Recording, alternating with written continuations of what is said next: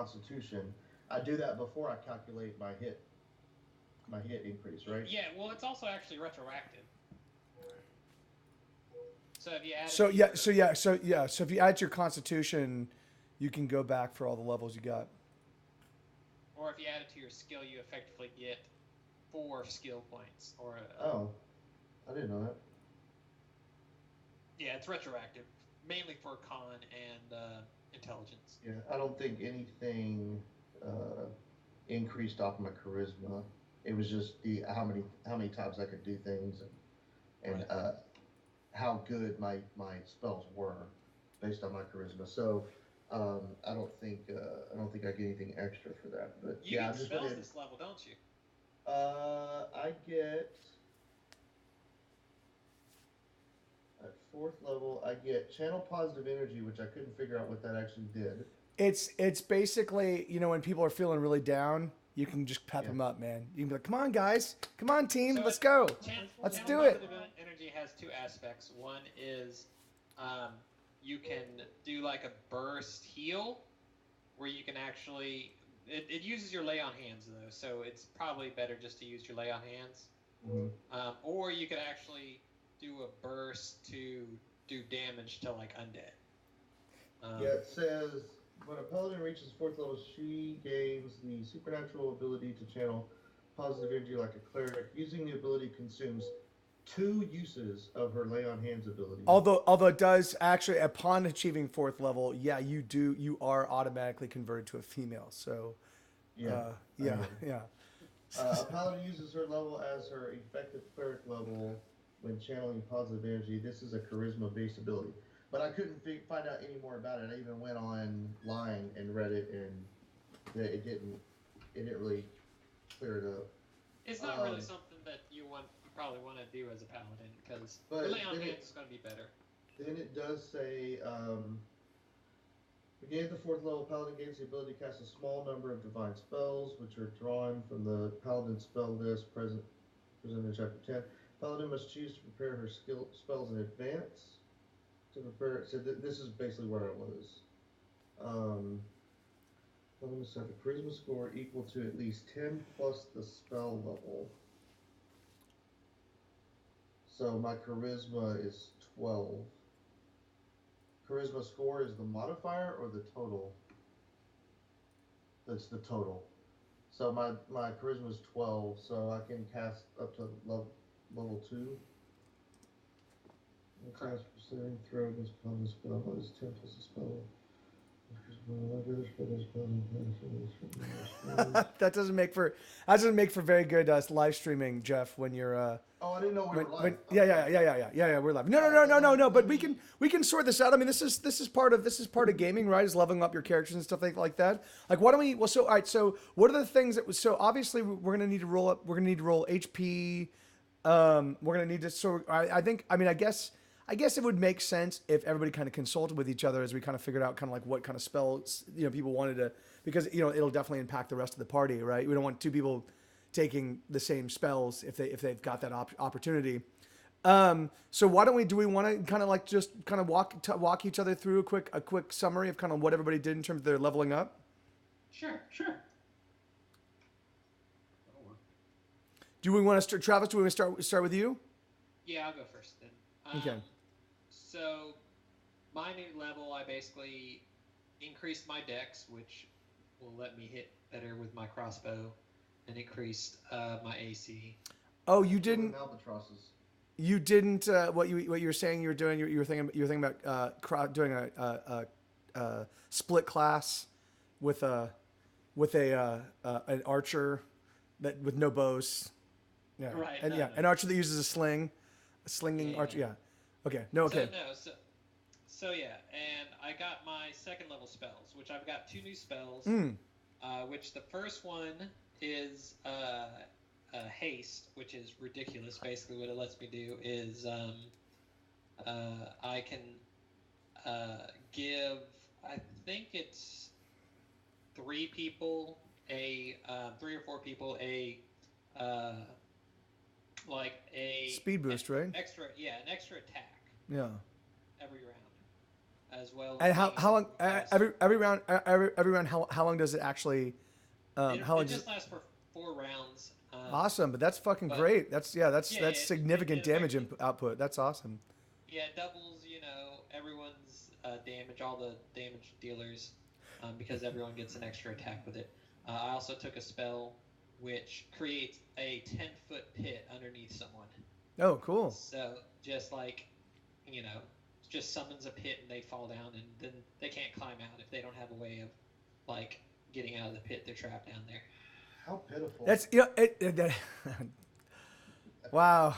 Wow. I also Wow, that's yeah, and actually, it's I think it's how pitiless. No, wait, no, I guess it would be yeah, yes. yeah. I took for my skills. I increased some of the main ones I use, but I also took 1 point and I put 1 point in linguistics, Cool. which is going to represent my character slowly learning the language of the folks we met. Sure, sure.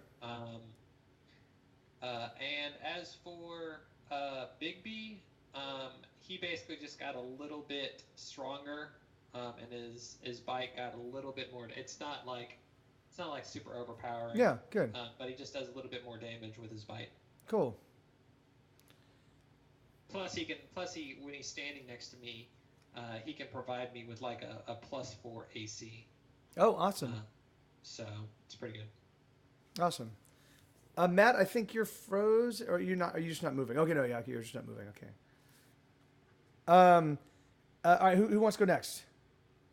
I can go. All right. I had it pulled up. Here we are.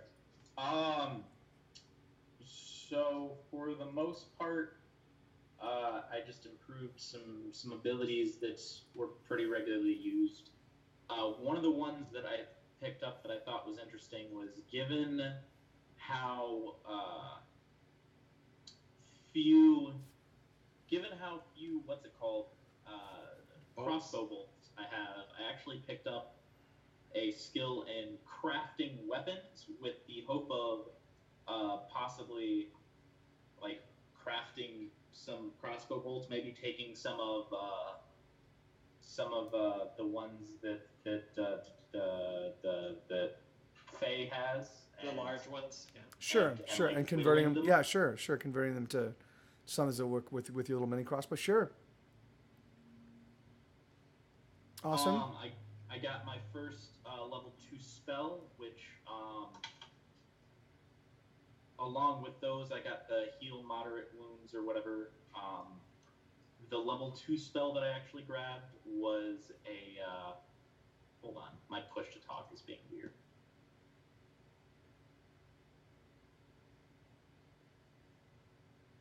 Okay, I'm gonna deal with that in a minute.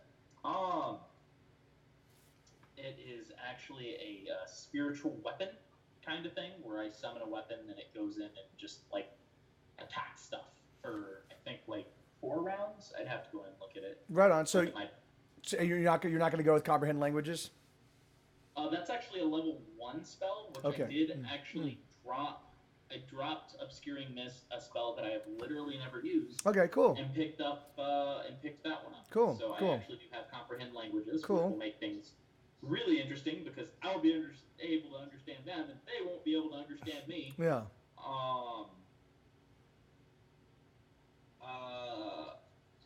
And I think that was all of real importance. I think I got like my skill was in Dex, so I could get some AC, and I think I picked up a few other little things that haven't really been like a big influence or anything. Cool.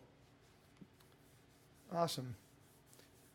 And then Craig, Jeff. I'll go. Even though I'm not 100% done. Flex. Yeah. So I added a building point to charisma, so I actually have a modifier in charisma now instead of being even. Cool. Yeah. Where'd you guys throw your ability point bonuses? Where'd everybody else? I just said Chris. Oh, that's right. Wait. Dex, I didn't hear Matt. What did you say you Yeah. put in, Matt? Dex. Yeah. Okay, both in Dex. Okay. I put mine in charisma, which helps out a lot of things. Like I was saying before, I don't know if we were on air, but My lay on hands, I can do it one more time because I have a +1 to charisma. It also affects like my smite evil, my detect evil. Um, it Does it affect your affects, be evil? yeah, Commit evil? it reduces it. I can't be as evil. Oh, okay, yeah, yeah. Um, You commit evil. You commit evil half the time you normally would. I basically go from sardonic to sarcastic. Oh wow. Like I just like a step down. Oh, all right. Well, And next is flippant, and then and then it's the last. rye, and then it's just rye, and Yeah. then yeah, and then there's nothing. Yeah. um, yeah, so it helps me out a lot. Then I got I did my hit increase. I got 6 total with my Constitution modifier. So 6 extra hit points. Oh wait. And Oh. I then see. Because you added a point to Constitution? Wait, how that? Or did you say you already rolled? I rolled. Oh, because Uh, we were gonna do all that here. Oh, we're gonna do all that here. Yeah. Well, then I'll take Yeah. it back. Yeah. I'll Yeah. take it back. Yeah. Roll. Jerk. Let me Jerk. take it off. So right now I'm at 31. And when we roll, we'll see what I got. But yeah, I've got a +2 Constitution, so whatever I roll, I get Yeah. +2 on it. Cool. Then I get at 4th level. This is what I was trying to figure out. I get the channel positive energy, which I'm not 100% clear on. We were discussing that. I can read up on that later. And then this is where I'm even less clear on is on the spells. It says I can choose to cast spells. However, looking at the chart, and this is where I don't understand how this is laid out. At the 4th level, it says spells per day, first, second, third, fourth, and under first I have 0. Yeah. Right. So is it cantrips? Does he only get cantrips? No. He gets 0, but he does get a bonus for having. Oh yeah. So if he has charisma, then yeah, you can cast. So yeah, you start at 0, but if you have a high charisma, then you can cast You get a that. bonus. Yeah. So you can cast that spell. If you had a charisma of 18, I think that's what +3. So you got +1, right? So you can cast one. Yeah. You can cast one spell. Correct. Okay. And I So, think. so I wasn't clear on that. So I basically get to choose a spell, which I haven't chosen yet to cast. I was reading up on the spells. And I think you get to change it every morning. Like it's something you choose in the morning. Yeah. You can because you're praying for it. You know. Yeah, it does say. In fact, I think really truthfully that I should just be the one that assigns you like you can pray for whatever you want, but I'll just give you something, and you won't really know what it does until you cast it, like that's. I think, yeah. You won't give me what I asked for. Yeah, no, yeah, because you didn't realize that Saint Marn, the other name for her is the jokey joker, and she's the like Loki. She's the saint of random silliness, and So I get that. I get a random spell apparently, and then I get 3 skill points to apply, which I was looking at those 2. So I get a spell which I haven't chosen yet, and I get 3 skill points to apply, which I haven't chosen yet. So. Yeah, and remind me if I'm correct, Travis. You can only put 1 point per. You can only move up a skill 1 point. Is that correct? Well, you can only have a maximum of your level. Okay. If you have no points in any skill, you have level 4, you can put, and he has 3 points. You can put all 3 in that. Right. Okay, like I if see. you wanted to, he got tired of not seeing things. He'd be like, I'm going to put all 3 in perception. Yeah. Okay. Like that. Cool. Yeah, but I can only do that. I can only have that up to my level. So like right now, my perception is 3, which means I can only put 1 point into it. Correct. All right, which I'm probably going to do. So there's 1. And what about? I'm terrible at perception. What about you, Craig? What do you do with your tune, with your character? So what I did was on my, I added my extra skill point to my dex, since I do range attacks most of the Oh, time. yeah, okay, yeah, your attribute point, yeah, sure. Yeah, so that seemed to make the most sense. So your dex right now is what, 29, 30, 106? No, it's only 17. Oh, okay. So he's playing the long game because 17 doesn't actually give him any bonuses, but at 18, level, yeah, he'll be yeah. able to raise it up to Yeah. 18. Yeah, because at all the basically, if I added a point to anything, it didn't actually change my modifier any. Okay, So yeah, I was like, well, because I don't have a modifier in charisma, so I put that in there.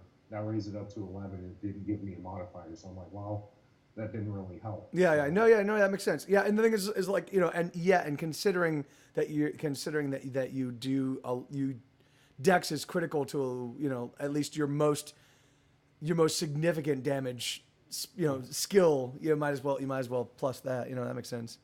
Yep, exactly. And then for my skills, I added points to acrobatics and stealth, and then I also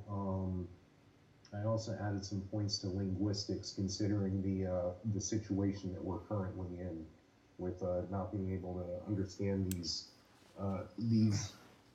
fellows. Elves, Sure.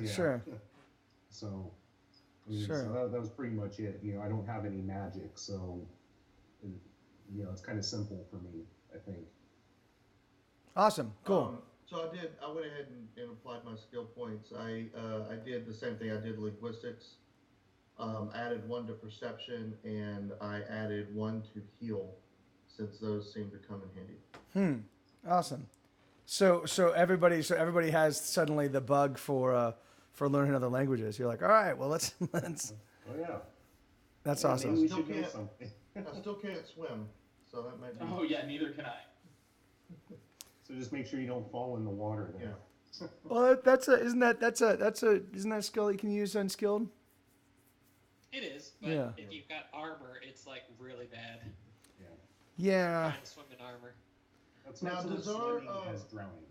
This is another thing I was trying to figure out. Does our combat modifier, does that increase at all? Yes, for most everyone, their BAB should have gone up by 1. Yeah, base attack modifier. Okay. Yeah, if you and that. And I think one of your 1 or 2 of your saves should have gone up by 1 as well. So, like for example, whatever your good save is should go up to +4 from +3. Oh yeah. Oh. Now, do those character sheets do it automatically for you? Yep. No, I don't think that a roll 20 does. Where is that stated? They should have. Whatever. Do you know where that's stated? I think it's on defenses. Or where are you talking about the rules that define that addition, or are you asking about where it fits on the character sheet? I'm asking which U.S. state does that belong to? Yes. Where is it stated? No, I have it here.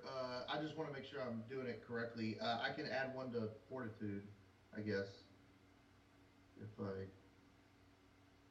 Fortitude and will are at 3, reflexes at 1. I'd rather it be in reflex, but I think that's not accurate. No, it's a certain one that it goes to. And looking at the roll 20, I'm not exactly sure how to increase it on the sheet. And that if my attack bonus goes up. Yeah, that's weird because I would have thought that on the roll 20 you would have just added a level, and it would have you'd think that you'd just be like, all right, I'm level 4 now, and it would make all of the changes for you. So the reason why it doesn't do that is because of how generic the system is. They want it to be able to use Pathfinder or 5th edition. This is a Pathfinder. The character sheets that you guys have there, they're Pathfinder character sheets. So I figured out how to do it. So if first you gotta set your mode to big. Mode is the button right next to the top of your character sheet, next to the Pathfinder. So the arrows have got to be pointing out, and that'll expand all of your things. And then under core, you'll be able to scroll down. Oh, I was already on there. Okay. And you have to scroll all the way down. Yeah, I know where it is. I've got it under classes and levels. Yeah. And you should be able to update. I just don't know which one to do. But. Oh, well, 1 second. Hold on. And I was trying to figure out where it's like, where it says to increase that, so that I can. You get your fort save and your will save each go up by 1, so they are now +4. And where in the book are you finding that? Oh, there you go. I found it. Okay, so your 4th level. So yeah, you're because you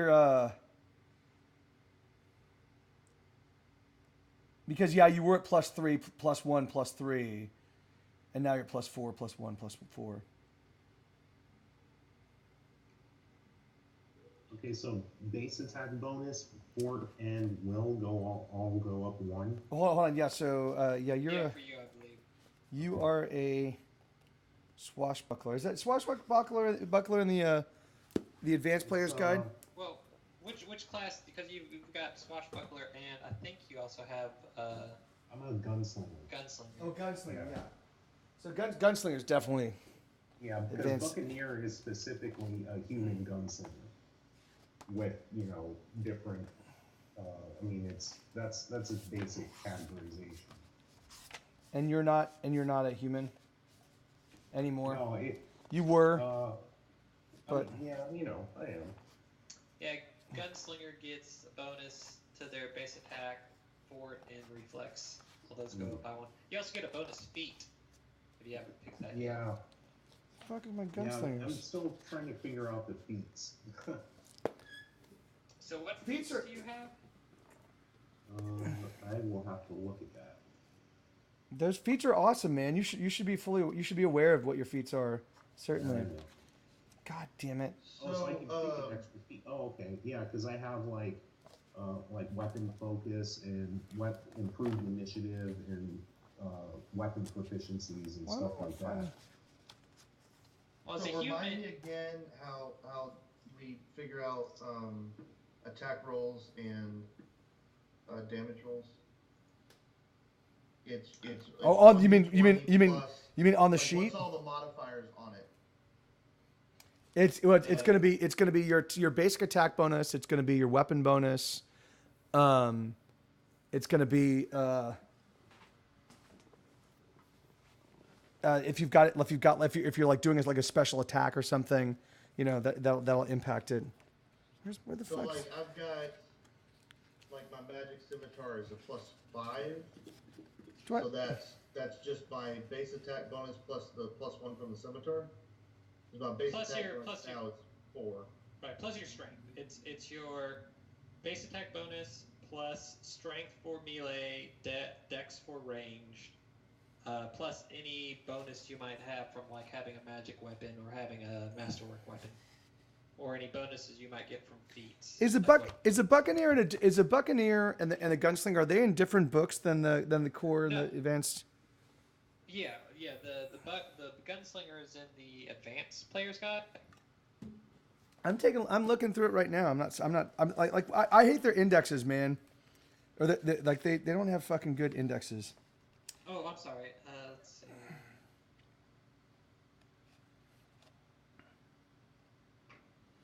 The buccaneer is I believe is a archetype. Oh, archetype. Okay.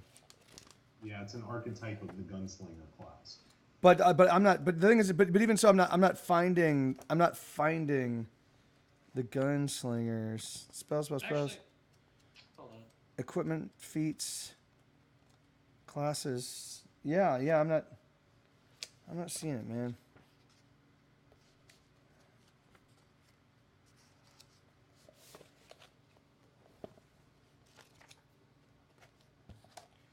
Yeah, no, I'm just wondering if I've got it in actually one of these books. Yeah, I'm just trying to find it.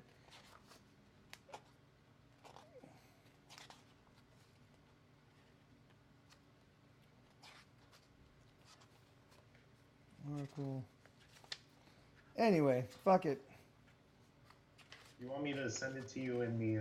No, no, no, no, no, no, no, Straight chat? no, no, no, no. I was just hoping to find it in the books I've got. Oh, in the book. Yeah. Okay. You know, it may not be here. It might have been published in something else. You know, if that's the case, that's fine. I just like, you know.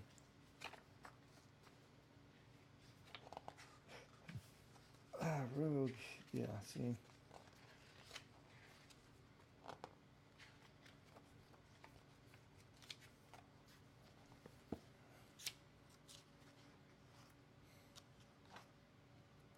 Okay. Well, yeah. I'm not finding it. So apparently my macros are even wrong. Really. Yeah. But I'm trying to fix them right now. I was just adding like, roll it and then add like just one number to it. And I tried to add up all my modifiers into that one number. Yeah. And apparently that number was wrong. Well, good, man. It was too low. Well, good. Good for you. That's important. So, all right, we're gonna go back to all right, when you make the mistake. We're just gonna role play everything you've done. Let's Yeah. go all the way back. Yeah. So, we're just gonna do this one more time. We're gonna hop in the Wayback Machine. Now I'm trying to figure out damage rolls. Your if you're using a one-handed weapon, it's the damage of the weapon, which for your scimitar is a D8, plus your strength, Yeah, I plus just need the to know weapons bonus. what are plus all the power modifiers. Yeah. So we don't add base attack to the damage. No. Okay, so it's just strength plus attack bonus on the scimitar magic- has the a magic plus bonus. 1 to damage. Right. Yeah. Right. Plus any other bonuses like from power attack. So damage was being calculated fine. Craig, one feat. If you're going to take a feat, there is actually a feat called what is it called? But it's basically power attack for ranged weapons. Oh.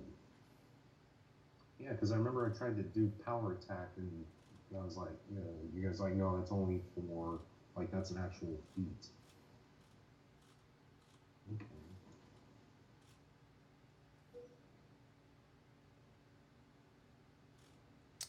Okay, so power grit. attack was -1 to attack and +2 to damage. So. Well, now that you're 4th level, it's actually -2 to attack and okay. +4 to damage. And if you use it, if say for whatever reason you use your weapon two-handed, say you don't equip your shield, you actually get to add you actually get to do more damage because you add your strength and a half, so 1.5 your strength round down, and do 6 damage with the power attack. So if you go two-handed with your scimitar, you could really.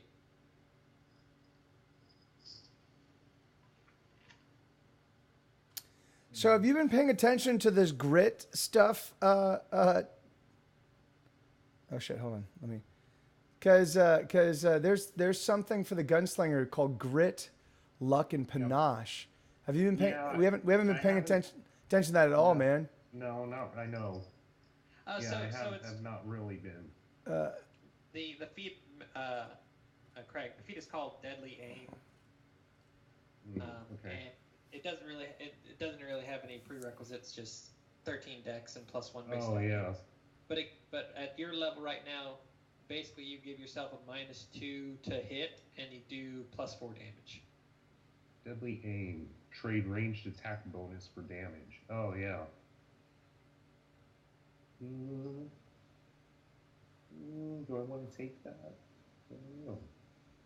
Okay, I see it here. It says, I see what you're saying, Travis. You said when your base attack bonus reaches +4, and every 4 points thereafter, the penalty increases by -1, and the bonus to damage increases by +2. So it's not because I'm level 4, but it's because my base attack is 4. Yeah. Okay. So I need to modify all these to do.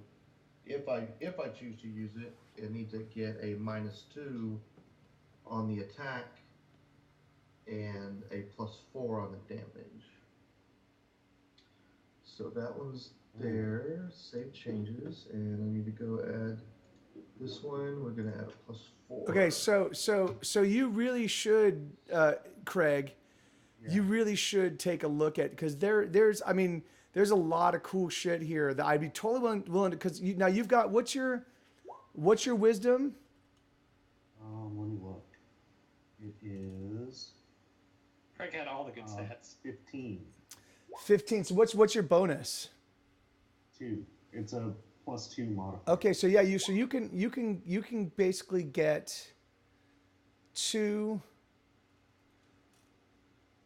So you can get 2 grit points. Yeah, and at this point, and I also get deeds as well. Too. Yeah. No, yeah. So let's kind of walk through this. Hold on. Hey, Ascension, how you doing, man?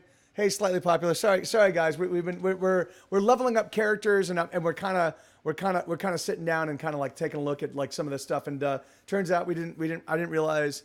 I didn't actually read through. I thought that the gunslinger. I thought I'd read through the gunslinger thing, but I certainly didn't, because this is not what I'd read. So a gunslinger makes her mark upon the world with. So you're apparently female. With daring deeds. Some gunslingers claim they belong to a mystical way of the gun, but it's more likely the volatile nature of firearms simply prunes the lucky and careless from their ranks. Whatever the reason, all gunslingers have grit. In game terms, grit is a fluctuating a measure of a gunslinger's ability to perform amazing actions in combat. Well, you've already been doing that. Why are we giving you more? Why are we giving you more amazing? Yeah, but all right. So at the start of each day, a gunslinger gains a number of grit points equal to your wisdom modifier. So you get +2. Yeah. Though some feats of magic and items may affect this maximum, and then you spend grit to accomplish deeds, and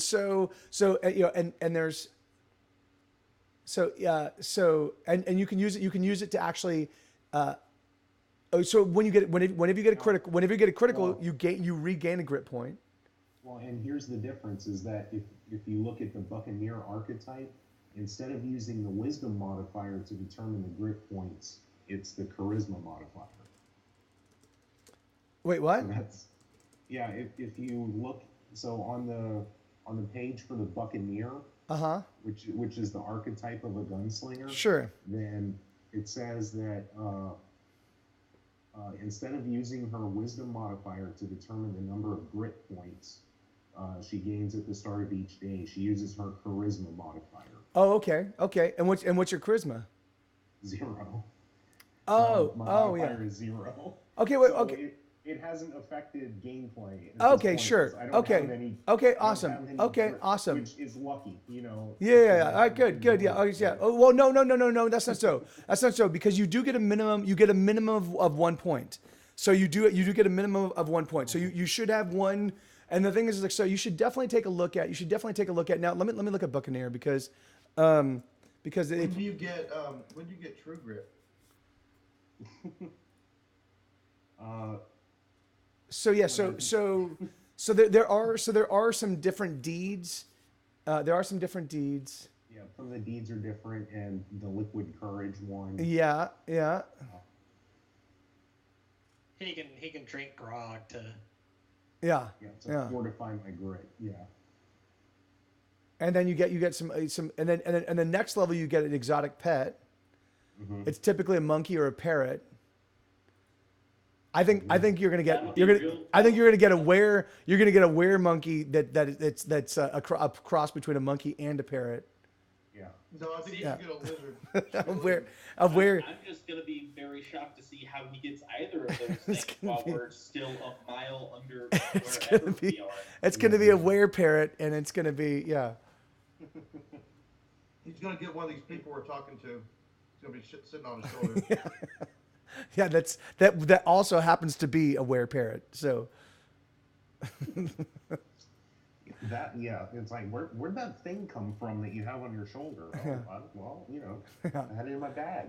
all right, well that's cool. I'll go through and reread all the whole gunslinger stuff at some point. We're fine. Yeah, For I hadn't looked at it too closely, but I mean, yeah, I don't think I've been optimizing my character, but I think we've been doing okay. Yeah. I mean, it's still been fun. It's been fun. Like it's just like I'd be curious to kind of see what else. I mean, as now that we kind of have the kind of the basic aspects of combat down and stuff, it'll be nice to kind of figure out what else we can throw in.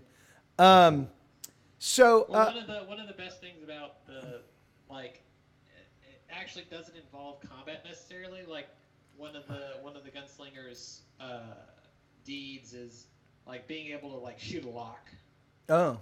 Or like make trick shots or do stuff like that. Yeah. So yeah.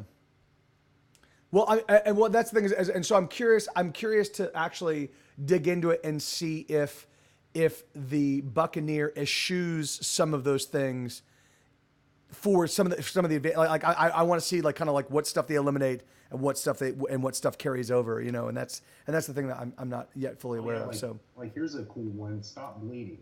The gunslinger makes a firearm attack and then presses the hot barrel against herself or an adjacent creature to staunch a bleeding wound. Wow, that's cool. Yeah, I did not see that Or before. what you can do is you can actually take the gunpowder out of and then you can pour it in the wound and then light it and go and then and you just Rambo that shit. Rambo that shit. All right. Okay. All right. Great. So all right. Okay. And Ascension 664 is saying if you want an easy time leveling and making characters, check out the app Path Builder. Huh. I have that app on my phone. I used that at the beginning. The problem is getting it from that to get it into Roll20. Yeah, and the thing is and I definitely remember Kruvek saying that there's saying that all of this stuff was entirely built into this character sheet. That's the thing is I have no idea how that is. How is it that it's not? Well, the app or it's not an app, it's like just a program that Travis has is actually really good, but due to licensing, you need to go in and buy the app or buy the application and then buy enough stuff to get to where you need. And so I just make him do it for me. Oh, good. Well, yeah, that works. All right, so all right. So yeah. So why don't we pick up? So I think. We just need to roll. We need to roll. Hit points, and we're all set. Yep. So. Sound off. This is where where you roll a 1 and you're like no. Yeah. Is this a D20? Oh yeah. Oh, I was thinking. No. Anyway, I was thinking that it might be nice to if and I don't know if I'd build this. I'll have to think about this, but I was thinking it'd be nice to build a mechanic in that only if you roll a 1, you could take.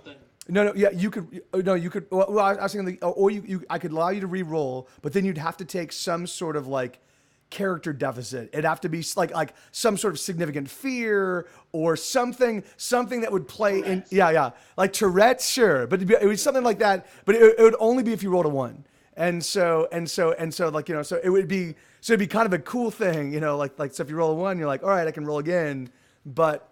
I got to build this thing into my character that You become incontinent.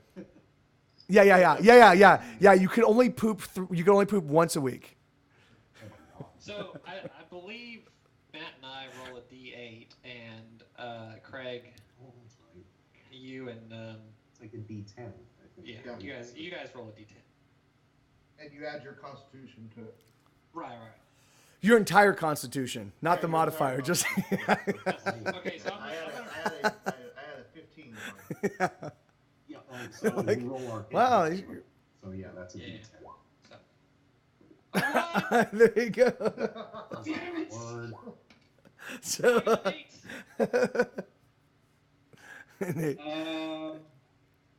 2 ones in a row for Matt. Really? Yeah, I got a better roll this time. So yeah, Last time I got a four, so Matt, I would definitely be willing to make that concession because you rolled a 1. I'd be willing to. We'd have to figure out some cool kind of role playing, thing. But I'd definitely let you re-roll. He becomes half the size. Yeah. When you get actually when you get angry, you shrink. You're like the inverted Incredible Hulk. You're gonna love it, man. That would be cute. That would be super useful. You're gonna find me so cute, man. That would be super useful. Just be like, I'm getting so angry that I'm just gonna, I'm hulking out. He shrinks. I'm hulking out. I just start having the balloon around at night when the character gets mad. I take some helium. Come here, guys. Yeah. No, but the thing is, I definitely would be willing to let you re-roll, because you rolled a 1. But we would definitely have to figure out some sort of something. If you want to go with something interesting, you can always do the reverse and basically be like, hey, especially since this is like the second one he's rolled for hit dice. Yeah. You could be like, you could decide to give him some weird bonus to represent that he's just like this frail little halfling. I would take that before I would take I would consider the reroll after we figured out what the detriment would be. Okay, sure. I'm not willing to do. Oh yeah, you can re-roll it now, but we're gonna come up with something later. Sure. That you scared me. No. We would figure it out right now. So, why don't we say so? Well, I mean, I guess. But the thing is, I would definitely need something from you. Like, what do you think? What would work within within the context of? I don't know. Of Sigfroy. I almost kind of like Travis's opposite, which is instead of.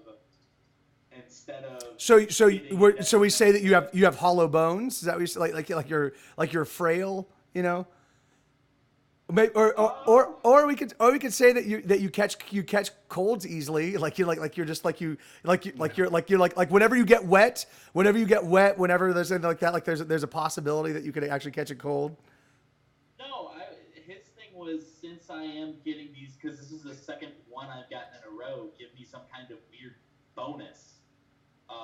That is a bonus. Getting cold easily is a bonus? Compared to what I'm actually considering, yes. No, not as a reroll. Like, I keep the 1, but we give you some other benefit. Fun little consolidation. Yeah, let me think. Okay, so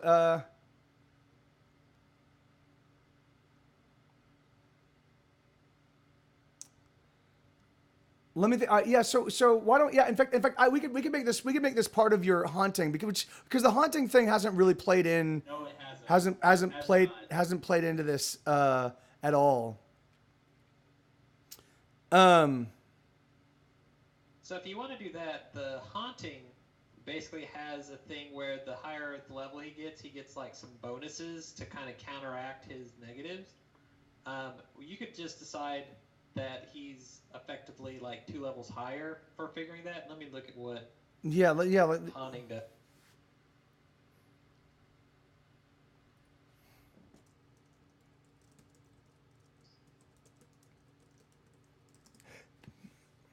I think he should become infatuated with plant life. So I get So with this, what it does is he gets a couple of free spells, basically representing the ghosts affecting. Like he has Mage Hand and Ghost Sound. Yeah. That he can use. At 5th level, which would be next level. Yeah. He gets Levitate and Minor Image. Minor Image, but you can go ahead and say, because your haunted is like particularly fierce, and your ghost is making you roll those 1s. That you effectively have like a +1 level. Because the ghost hasn't actually played into this just yet. I think what I'm gonna do is I'm gonna integrate him I'm gonna integrate this haunting a little bit better into come on, are you fucking kidding me? Come on. What happened to the roll 20? There we go. Yeah, I'll integrate that better into the thing, and yes, we'll I mean, so yeah, the levitate and minor image thing. Sure, that I mean that's. I think what I'll do is I'm gonna make your haunting actually have a little bit more of an actual impact in this game. So yeah, I will say that yes, I will by the end of the session, I will allow you to actually to operate as one level higher, if you hang on to that one. Sure.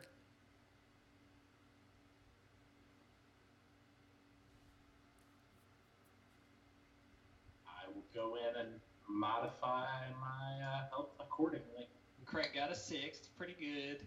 No, you got a 9. Oh, you got a 9. Oh, it's backwards. Okay. Yeah. Dark Redeemer got a 6. Yeah, already added my 8. So Cool. Yeah. So all right. So we're all set and ready to go. Let me So what we everybody had decided to take some means of yeah. So basically, what it is Sigfroid has the means of understanding their speech and sort of translating to us. Well, hold on. So I want to. So you guys, all of you decided to sleep. You all of you decided to retire for the night. Okay. So yeah. So I'm gonna. during the night, we feel strange sensations in our nether regions.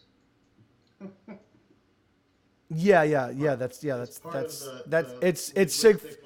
Sigfroid's ghost. It's Sigfroid's ghost. All right. So yeah. So then let me. Oh yeah. So all right. So you guys. So where exactly are you guys going to be situated when you're camping out for the night? Well, do they? I would try and my character would try to express to them that that we're going to settle down, but we want to stay with them. Okay. Camp out over in this area over here. So yeah, I'm gonna camp out right here. So after some sort of hand gestures and things you guys basically do kind of get to at least as far as you can tell, it seems like they kind of understand you, but they start speaking again in that kind of whistling, fluting sort of lexicon. It sounds like they're trying to explain something that requires a lot more understanding than you guys have just yet, and they keep motioning up and down the river, and they're like, what they're trying to explain seems to have some urgency behind it. But again, it's tough to read their emotional state. It's like, I look at them pointing at the river, and I'm like, yes, river. River. Yeah. Yeah. And the where are you? Okay, yeah. So you're situated. So it's this one right here. Again, it's tough for you guys to really determine. So yeah, that one just turns and looks at you like. And then he starts whistling Yeah.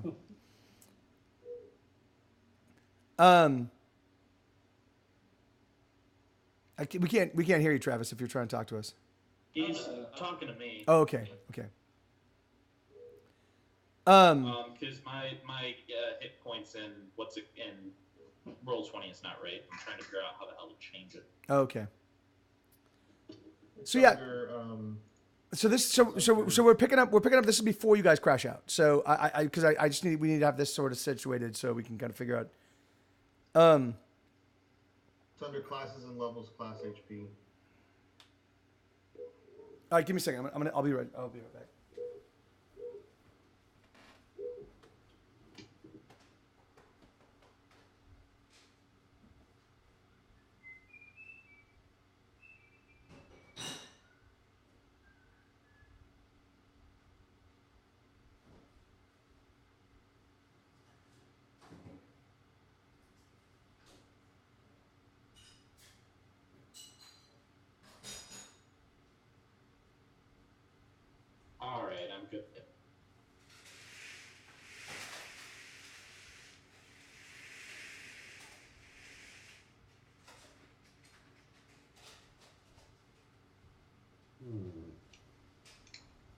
so yeah, do they seem fine with us like staying near them when we can't? Well, I mean, the thing is it looks like they want to move on. It looks like they're saying something like they're saying something like I mean, or at least that's. It definitely looks like so these two, what is going on? No. Why am I okay? Hold on. Where's my? There we go. These two, this one there, and this one there, like they've kind of made their way. So well, William Cuddy, you're still in the door. So they've kind of moved towards you, like they're trying to they're motioning like they want to get past you. And it looks, I mean, they look like they're kind of packed up and ready to roll. Shoot them. Well, we kind of want to stick with them since they seem to know a lot more about this place than we do. Yeah. So do you want me to just lock the door then? Just kind of. No. That I mean, just. Why don't you kill him? I mean, I think they'll get the idea if we just start following them. Oh, just let them go and then just follow them? Yeah, just try and travel with them. I mean, okay. Like, I don't think it's been too long since we last rested. Yeah, I mean, you guys. Well, again. Rested over here in this other thing. Yeah. And you guys did. You have killed. You have killed. Oh, we just lost Waffle. I figured you guys didn't want to watch me close my nose. Oh. We thought wrong. I definitely wanted to see that. Are you kidding me? So I'll just, if we're just gonna, because we don't have any quarrel with them or anything like that, so I'll just kind of step back and let them go by. I mean, if there's no reason to try to stop them. Sure. Yeah. So those two. So this one here. I look at William Cuddy as if to say, "What the fuck you doing, man?" Yeah. So they kind of head out this way. And it looks like they're actually conversing with the one that kind of remained outside, kind of on sentry. This one right here, within the trees. And so you, I'm figuring, are you guys actually are you guys basically setting up for are you pulling out sleeping rolls and stuff like that? Are you trying to are you getting ready to put together fire? Like are you doing all the things necessary to set up camp or what or what? Well, our whole plan was to stick with these try and communicate with them. So if we let them go and we set up camp here, we may never see them again. Yeah. I don't Well, know if we want and that to those happen. two, these two kind of seem like sentries, the ones that left. Like the head guys are still in there. It seems like, from what we can tell. I say we send. We send. Okay, how many guys do they have? They have 6. 6 guys. How many do we have? 1, 2, 3, I think you're. 4, 5. Well, we have 6 as well because we have. We're Pindo. 6 with Big B. We're 7. I say we send. Do one of y'all want to go? I say we send at least Pindo and maybe one of us, or we can send. Big B can go. What's her name? Anthem. Remember, Anthony's out. Anthony's knocked out. So No, I thought it was Terran who was out. No, Anthony's knocked out. Well, one of them's gone. Oh no, that's right. Yeah. Zombie. Terran Wee is gone. Antha is Oh, up yeah. here. Well, we don't know. We don't know that she's a zombie. They just made it look like that she Just might know be a she's gone. zombie. We know she's gone. All right. So yeah, I guess it would have to be Pendo and either Big B or one of us to go with the sentries, or we could just send Pendo. But I say we should go with them anyway. And if some of us, Sentries? yeah, Some of us, yeah. yeah, just to help them or to see what's going on to help foster further communication. Okay, yeah, sure, yes. Okay, so who's going with them? I would think the sneaky people. So probably William Cuddy, who I think has stealth, and Yep. Pindo and So Pindo, yeah, Mickey. Pindo still was kind of like skulking around. Like you guys don't really know where Pindo is at this moment. I mean, I know he's right there, but he's not like that's not where he's actually located. So he's skulking. I look at Sigfroy and I'm like, where's Penda? Why are you looking at me, bro? Because he's the Halflings. halfling. Yeah. What, all halflings are like they know each other? Yeah, they're at the meetings. They love each other. No, I thought No. you were communicating with Pendo before. No, Pindo was kind of sticking with me since we were former. All right, then I look The only- at you and I'm like, where's Pendo? He's probably not going to come out unless he feels it's safe. Well, like, can you have him come out or can you go meet him? Need some help here. Well, I'm gonna come down over here and just kind of stand, not too close to the sentries over here, but just kind of, just non-threateningly stand there. Yeah. So all right. So they definitely don't seem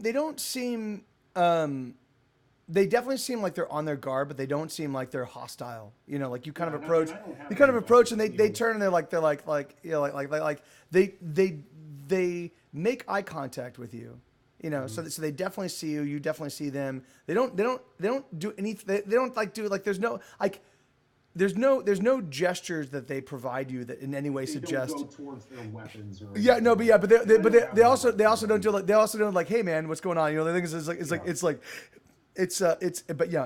so you're not exactly sure. It's a very neutral. It's a very neutral sort of like engagement.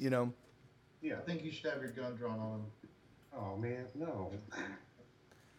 You could probably take a bag of your gunpowder and light it on with a little wick and light it on fire and toss it over to them. I'll bet you they probably wouldn't even know what it is. I'll bet you could just blow them up. Well, I mean, not blow them up, but you could definitely take out their legs. I don't want to take them out. No. Yeah, I agree. Not- I agree. You know what Yeah. would be pretty neat is if I took like the tiniest little bit of gunpowder, put it in my hand, and kind of did a magic trick. Oh, yeah, That would be pretty neat. yeah, And blow my hand off. yeah, Is this gonna be a Cormandy episode of Scam School? yeah. Yeah. We're gonna. Like, hey, Brian Brushwood here. Like, who's Brian Brushwood? So they're still kind of conversing, and they're sort of their leader fellow here. He's conversing with this guy. They're kind of talking kind of hushed tones. They've kind of pulled back a little bit, and they're kind of discussing. They occasionally look back at everybody.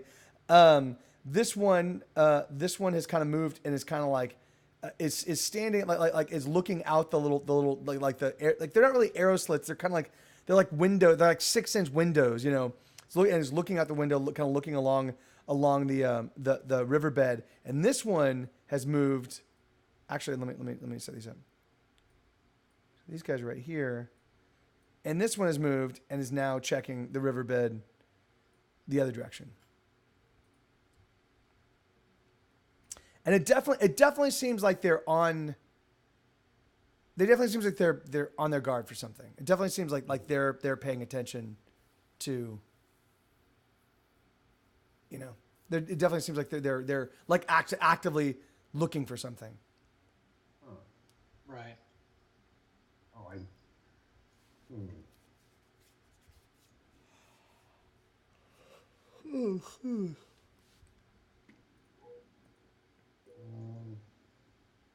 Yeah, I don't see that, right? Because I'm outside. No. This doesn't look good. Or like, okay, so question. How Yeah. are they looking? Like, is it a thing where it's pretty apparent where they're like preparing to be defending, or is it more of a we're just kind of looking? Because like those two things, the way that you move around and stuff like that, definitely changes. Yeah, no, yeah. I mean, the thing is they're not. It definitely doesn't seem like they're actively scared of you. But it definitely seems like they're on their guard, and it definitely seems like they're like it looks like they're anticipating something at so yeah, looks like they're anticipating something.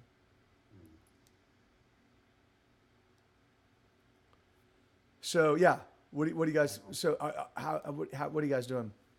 Well, since they're taking up guard, I'm just gonna go to sleep. Okay, yeah, that works. And these two guys on the outside, like their demeanor is still the same. They don't know.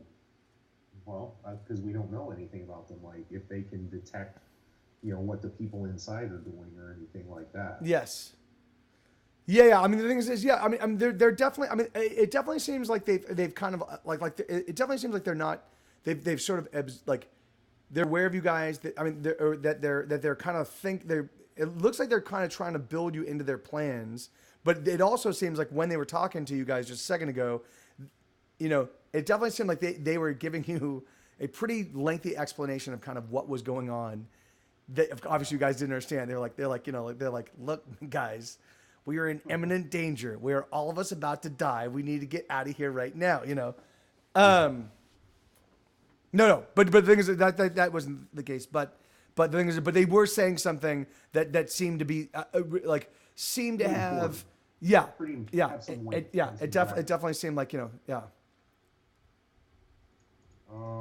Well. So, yeah, it sounds like the best thing to do would be for us to also kind of be on guard with them and just kind of follow their lead. Because if it seems like they are trying to incorporate us into whatever if we're sort of becoming part of whatever they're planning, then we can assume that if these guys eventually do decide to move on, I mean, I guess since they've already shown that they could just vanish and disappear, that if they really wanted to lose us, then they would. There really wouldn't be much. Yeah. What if their incorporation of us into their plans is to lull us sacrifice us? Yeah, sense of confidence and kill us. Or what if they're looking out for a. Or what if they're cannibals and they're like this is great, we got our own larder, we got a larder that's willing to move with us, this is awesome. Or what if they're looking out, what they're looking out for on the river is a boat full of nuns that's taking a day trip to go visit the orphanage. It's actually a boat full of nuns and children, and yes. And what? Yeah. Planning to attack and kill them. And eat the kid. Just eat the kids' heads. Just eat. It's little babies, and they're just gonna eat the heads, just the heads. So I have a question. How does the linguistic skill work? Let's say I wanted to go and just kind of, walk over towards these other guys out here and. Well, I mean, how does it work? So for me, for my money, the way I would interpret it is I would because obviously we're not going to spend every hour of every day, kind of going through everything. So things so for me, I would be okay, if you're going to engage them and try to and expressly to say I'm trying to learn your language. The thing is we could have a little role playing thing where you're like hey, this is a coin, coin, you could try to do something like that. And then that would get the ball rolling. And then any time that you guys spent traveling together where we weren't actually role playing, we could say that time is spent with you trying to learn that language. And the thing is what we could do. Now the thing is you guys, because you put points in it, the thing is I mean the thing is because of the stuff that you've been hearing now, you might be able to glean oh, you know what? They keep using this weird little whistling tone. Maybe that means river. They keep using it. And they keep pointing at it. So the thing is but again, the thing is the DC for you guys to understand their stuff is going to be pretty difficult right now because you just don't because it's new, and then that will come down the more time you spend with them. Okay. Well, I had another question. Yeah. You said they were eating the heads. Which head? The baby's heads. No, I know, but I'm assuming at least some of them are male. So which head? That's it's all just baby heads, man. It's just where the brains are, the delicious brains. Okay, that head. Yeah. Which is the penis. That's what the male brain is looking Oh, for. wait a minute. Like, hey. All right. So Okay. no. Well, because I think I want to try to go over and try to conversate with these guys over here. Sure. So, Um, We don't have linguistics yet because we haven't gone to sleep. yeah, Oh, is that how it but that's but the thing is, I mean the thing is that like but that's again all of that like that this is what motivates him like this is what allows him to get that pip in linguistics, right? So the thing is I totally don't mind him actively role playing this out. I mean this is all this stuff like it works for me. So, but what like how are you trying to engage him? So I walk up, just kind of hands open like this, and I say, So when you start walking over the guy in the tree or the girl, you can't really make out any genders, but the person in the tree, like actually you notice like because that person was armed with a bow, you notice like that it doesn't do anything threatening, but just kind of shifts, like you see that an arrow is actually knocked. And then it's like bow down. yeah. But you just see it shift, so it's kind of like in a better position to quickly draw if necessary. So. Oh, sure. So yeah, so I see that, and I'm just hands up. I put my hands up and hands up. Pull out your gun and go shoot him. And I say, hello. My name is William Cuddy, and I point at myself, and then I put my hands back up, and I see what they do. Yeah. So and they again they don't. It's funny. Their expressions don't betray any sense of any sense that they feel threatened or any sense of but they definitely do. Like they do start talking to each other, and they actually talk to you. They say something with that in that fluting kind of whistling language, and they turn to each other and they say something, and you actually hear this one here. The actually it sounds like a laugh. It actually but it's a but it's kind of musical. Even the but this is and it really does. But and you're like, is that a laugh? Is that like is that Yeah. And so what I'll do is I'll do my best to try to imitate it, like. Okay. So See what he does. So they all three of them suddenly freeze and just look at you for a moment, like what, what the fuck? And then they all three of them all bust out with that same kind of like silly kind of laughter thing, and and then the one this one here kind of reaches up and puts its arm, puts her arm on your shoulder and kind of pulls you in. So I try to do the same thing, and Okay, hey, listen, without not to get freaky. that, so I do the same thing. I imitate what he does. Okay. Oh yeah. So you put so he puts his arm on you, and then you put his arm right back on him, right? Yep. Okay. Kind of like that. Okay. Oh yeah. So he looks at you for a second, and then he kind of he or she holds up an arm like this. Just so it just does this, holds up the arm, So yeah, like just and the other arm like that. Yeah. Okay, well then I'll do the same thing and go in for a high five, I guess. Oh, you know that, so yeah. So yeah. And then he takes his arm and he puts it out. Yeah. And he shakes it all about. He shakes it all about. Yeah. Yeah, I'll try to do And then he that starts too. spinning in a circle. Yeah. So no. Yeah. When you mimic that, then she says the same kind of trilling, fluting thing, and they all kind of they all do that same kind of weird kind of it's kind of slightly high pitched laugh, thing, and then the one that has its hand on you kind of puts its arms on your shoulder, puts its arms on both your shoulders, and then just kind of yeah. I mean, grabs your shoulders, yeah, Mm-hmm. and just kind of grips you for a little bit, and then says something, again in that fluting language, but it's like a word you haven't it's a word you haven't heard before. So I think what I'll try to do is like, I'll try to imitate it, but then I'll try to like point at him because maybe he's trying to tell me his name. I don't know, you know. So I'll try to, you know, so oh, I know what I'll do. So he does that. So I imitate it and point at him, and then I say William Cuddy and point at myself.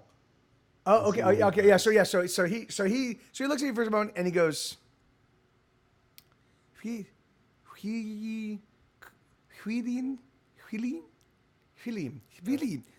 And he point, yeah, and so he's like, and then the others are like, they all like William, like again, like musical, like kind of like the little sing song name, William, William, Yeah, and I go, William. William, and then William. I point back at him and try to imitate the noise that he made before. Yeah, maybe that's his name. I don't know. Yeah. No, and he's yeah, and he actually reacts. It's like a kind of a shrug thing, but it's not really a shrug, but it looks kind of like a shrug. And then she says again another word in. It's almost unpronounced. Like you're certain you're not even hearing the entire in what it is they're saying. The thing is, it sounds like little like singing with like whistling kind of intertwined. Yeah. You know, so it's like it's kind of like if you were listening to that like African language like you know, it's like the gods must be yes, yeah. There's just bits of it. There's bits of it that you're like, this makes no fucking sense. I'm not even hearing, you know. So that's. But the thing but you definitely get the impression. That what he or she has said, actually was them saying their name. It's just really, really impossible for you to fully understand what was said. Well, so I mean, I'll still try to imitate it because I know, at least for myself, like if somebody tries to say my name and they get it wrong, I'm not going to get pissed off. Yeah. I'm going to try to correct them. So I'm going to try to, you know, I point at him and I say, try to imitate it. Yeah, and so you say that, and then they all start out with their like kind of like ridiculous, kind of weird like fluting, laughing, you know. I feel the same way. And so the person you're talking to goes like you know, and that's you know, yeah, like it sounds like that he or she is trying to break it out, like you talked to like William, you know, yeah. Yeah. William, Yeah. Yes. And no, but it seems like this person is trying to tell you their name by drawing out every little. Every syllable. Yeah. Okay, so then so as he does that, I kind of imitate the noises that they're making. Yeah, well, yeah. The thing is, yeah. But yeah, you're like, yeah, but again, you get the impression that what they're saying, you're not hearing all like yeah. It sounds like there's like little but anyway, but just a very but you try to like repeat it back. And again you get the kind of strange kind of like fluting laughter, you know. Yeah. And just as they're laughing, you pull out your gun and shoot them. Yeah. Now that you've established, and so involved them into a sense of confidence. and then when you guys get so the laughter kind of continues, and then you guys hear what sounds to be a roar that fills the entire canyon. It is the loudest, most pronounced, like roar you've ever heard in your entire life. Well, it definitely sounds. Airless or snoring. Yes, except obviously. Now, does it sound like it came from the direction that they had indicated before? You know. Yeah, I mean, it definitely does. It's echoing, though, It definitely does. It sounds like it's coming from. It sounds like it's coming from. Actually, there was so much sound.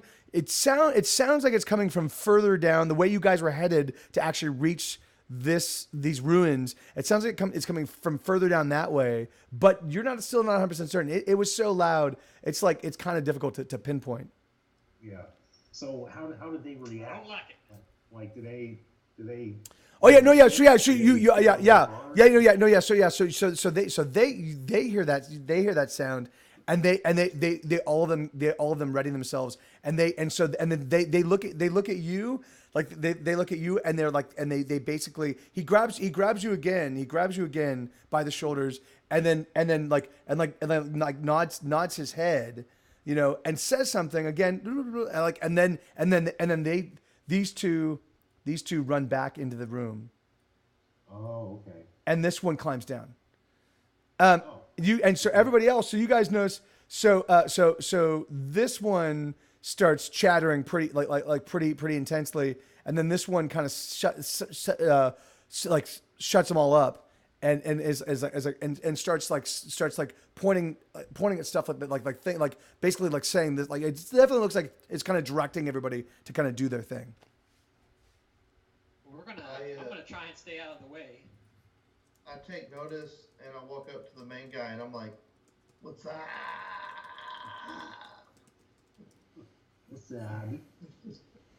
Hold on, wait, no, hold on. Can you hear my? Let me see. No, we can't. We can't hear any of your sound. We can never hear him. No, hey, hold on. Damn it.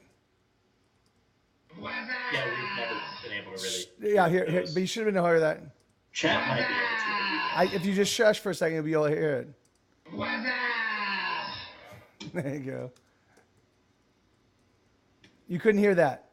No. That was literally that's as loud. That's louder than I am, and it's right into my microphone. It's probably filtering it out. What's Do that? it again? It's probably. Yeah, since it's your computer making the noise, it probably filters it out. No, because it's still going through my I'm looking at it going through my microphone. It's going through my microphone. Can't hear shit. All I can hear is you talking. Crazy.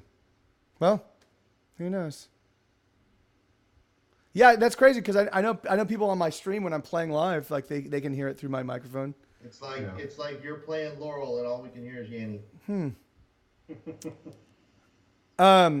So yeah. So what was the? So yeah. So they start. So they definitely look like they're moving on. So we gather our stuff together. I would assume. I'm not sure what to do about Antha. She's still unconscious.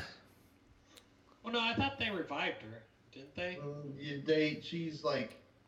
Breathing They did revive her. normally, Yeah. But yeah, she wasn't awake. she wasn't awake, but they did get her back to like. So yeah, I mean you might be able to wake her, right? Yeah, just kind of shake her and be like, hey, Antha, we need to get going. Yeah. Yeah. Is that what you guys do? Yeah, that's Okay. try and wake her up. Oh yeah. So after a little bit of rousing, yeah, she comes to, and she's like, oh, and then she looks up and she sees that there's other people. Like she kind of springs up and goes to draw her. She starts drawing her. I'll put my hand on her boob. forearm, on her forearm. Okay. Like the stopper, and I tell her, these people seem to be friendly. There's something else Friendly. coming we need to move. They're friendly in this hell-forsaken dungeon. Are you kidding me? Are they friendly? There's How? no hostility up to this point. Well, then they're certainly working on some sort of this is everything we've encountered. Every single thing we've encountered in these deeps All has right, been Antha, hostile. You're a fucking mercenary. Do what you're told. Is that really what you say to her? Yeah, I don't like her. I don't like Yeah. mercenaries. I never did. Yeah. All right. So she's like, all right, it's your funeral, and she walks out. Nice. Do y'all want to try to stop her or anything? Because Not particularly. How much of our food does she have? She's got a full packs, stop her and grab some of our stuff from her. No, it's her food as well, right? The thing is like, yeah. We're all carrying as yeah. much as we can. We're all carrying enough for ourselves or for the whole team. Yeah, no, yeah. Each of you were carrying what you could. You know, like it's just like that's like. Yeah, it's not like we could have. Well, it's not like we could carry any more. I don't think she should take it. I think what you guys should do. You just kicked her out, and you're gonna strip her. I think we should take her weapons. You might as well just kill her. Kill her. Sure. I know what it is. Erloser wants some butt sex with her. That's what it is. What?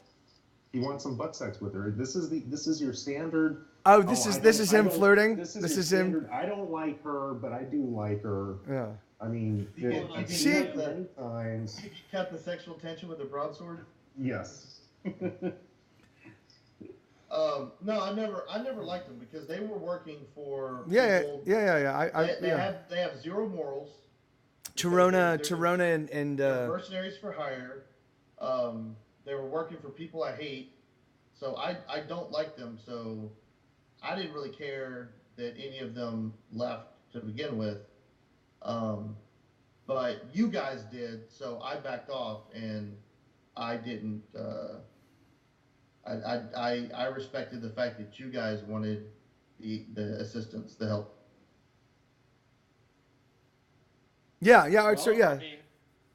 So if you don't like the way I talk to her, go and talk to her and try to get her back. That's up to you guys. But I was fine with you basically with her deciding that she wasn't going to stick around because, I mean, as a group, we pretty much decided that we're going to try and try and stick with these guys as they seem to know what they're doing down here. Yeah. And try and learn from them. And if she's just wanting to strike off on her own, then that's more for it. I'm just against you stripping her of everything and leaving her to die because she's going to have a hard enough time surviving on her own. I didn't want them to come with us anyway, so I just don't want her to take anything that would help us. Does she have any of those stones? Does she have anything like that? She does. Yeah, she has stones. She's got food. I just call after her. You do know that going off alone is a death sentence. And she turns around. She looks at you she looks at you for a little while and goes, we're all of us probably already dead. Certainly, you were already dead, and they revived you. By the way. Yeah. We're all probably dead, but going off alone takes all the probability out of it. Yeah, it's a certainty. Well, I won't be. I won't be alone. I'll have Pindo with me. Where's Pindo? Where? She actually does like a little. I'll look around. She does a little, like that kind of thing. And actually Pindo pops up. So hold on, Pindo pops up. He actually pops up on this he hops up on this wall. Huh. He's like, hey. Wait, Pindo's. Yeah, because Pindo was hidden before. Yeah. Pindo. Yeah, Pindo. Actually. Yeah, and the thing is, as far as you know, Pindo and Antha don't have any connection, right? Pindo is from the group that was massacred along with all of Bigby's, all of Faye and Bigby's people. So the fact that Pindo and Antha was one of the mercenaries. So the fact that Pindo and Antha would have any sort of connection whatsoever is news to you guys. They must be lovers. There's a lot of. Are you getting enough sex, Craig? Because there's a lot of. Listen, hey. His girlfriend was going through a master's degree, so a lot of stuff going on there. Yeah. Although she's graduated now, so no, that's true. So So he pops up and he looks at her and she's like, if I go, are you gonna go? And he just looks at her and he kind of does a little shrug. It definitely seems non-committal. So Pendo will do what Pendo has always done. I mean, the fact that like the only person Pendo cared about was Dido. Yeah. Okay, Pendo is another halfling, Yes. right? Yes. Yeah. And the person he's going off with is Human. Human. Okay. Well, I thought Pindo had more in common with Faye though. They did. Yeah. No, I mean, Faye. Pendo is part of brother. What's his name's like little organization. So Yeah. he was part of this. They were closers, and they were a closer organization, and that was, you know, and they were a tight knit group. You know, they were a real tight knit group, and so why Pindo would have any connection with Antha other than the thing is just like, remember like Antha's group, even though she was just a mercenary with them, like they fucking tortured. They killed most of Pindo's group along with they tortured Faye Pindo. and Pindo's group, and yeah, they did torture Pindo. And they tortured like everybody else was like, you know, they killed your orc buddy, like Faye and Pindo's orc buddy. So why Pindo would want to go with Antha, you know? I asked him in Kodaki. So you follow her outside when she's. Can you move your tune to? Well, no, because just up here, right? No, yeah, So, that wall is like 20 feet. Yeah, you can't see any of this unless you're outside. Okay. Well, I just kind of come to the Doorway. Okay. And just ask, why would you even consider going with them? So you call out at about 15 feet to Pindo, like why are you even considering going with Anthony? In Kodaki. Oh, okay, in Kodaki. He looks at you and then he goes, "She's got something I want." What? I knew it. I was right all along. Got some of that sweet badge. Oh my god. Jesus Christ. I mean, Do I need to get some like cold water and toss it on you guys for fuck's sake? I've been out in the sun all day. So. Yeah, sure. What does she want that is worth your life? I'm not gonna tell you. Was that him? Yeah. He actually, and he says it like that, matter of fact, and that deadpan. Like he's just like, I'm not gonna tell you. It's not your affair. I'm sorry. He's like he actually says, he's like, I respect your Kodaki, but this is family. This is family. There is an affair going on. And the thing is like, and so you as Kodaki, I know because you didn't grow up full, like you grew up to what, like 6 or 7, 8, like you don't, right. like, so you don't have like, but the thing is, but you do know that family, like blood debts, things that like family stuff, like intense family stuff, like that's shit that you don't let go, you know, like the Kodaki don't let go, right. You know? And so the thing is like, so it definitely for you, it immediately intimates that there's something like that she has something on her, some information, some relationship, something that is gonna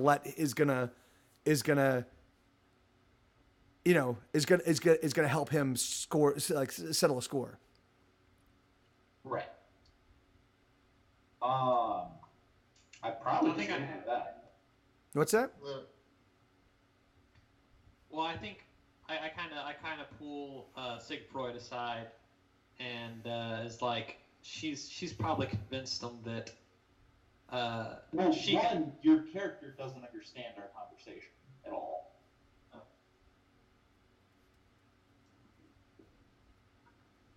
Do you have Kodaki? I don't think so, but yeah. Well, awesome. Oh, sorry. If halfling is Kodaki, then I think that was the other language I picked. Oh, did you? Oh, so there's three halfling languages. No shit. Okay, whichever one would be the most I common. was. So yeah, so Kodaki. Kodaki would be the one that yeah that so if yeah so then he does speak Kodaki. News to me.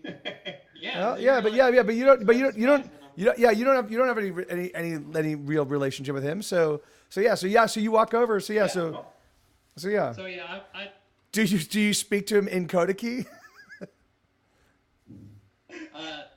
no, I just like him being all confused as he Okay, thinks I'm yeah. mystical and Yeah, misunderstand all right. him.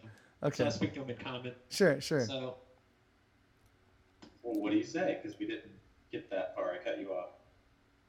I move up to you and I like Siegfried. If I had to guess, I would think that she has convinced him that she can, or that she's convinced him that she can take him to the murder, or the one who hired him, the one that ordered Pendo's or Dido's death. Which I think would also impact you, right, Faye? Like coming to that realization of things. I mean, because that was like Right, Brother right. Jost and all those guys. I mean, they were the people that were like, I mean, they like at least Brother Jost was like family, you know, like all of those guys, you know. So Yeah, but that was like 4 gaming sessions ago. Like, I mean, move on. man. Also, I don't believe her. I don't trust her. yeah, So if Pendo believes that his only chance of avenging his Dido's death is to, get her out of here, then I mean I believe that he's like if anyone here is going to get out of this dungeon, it's him. yeah. I mean, yeah, he's a bit of a badass, and he's barbarian. Like he's like he's straight. He's straight out of the wilds, you know, and so yeah. So yeah, I mean, I honestly think that my best shot is to stick with these guys, and try and learn from them and figure out how to get out of here. And if Dido thinks his best bet is to, go with her until she reveals who she was working for, because if you remember, it was a while ago, but she did say that she couldn't tell us who she was working for, but she could potentially lead us to them.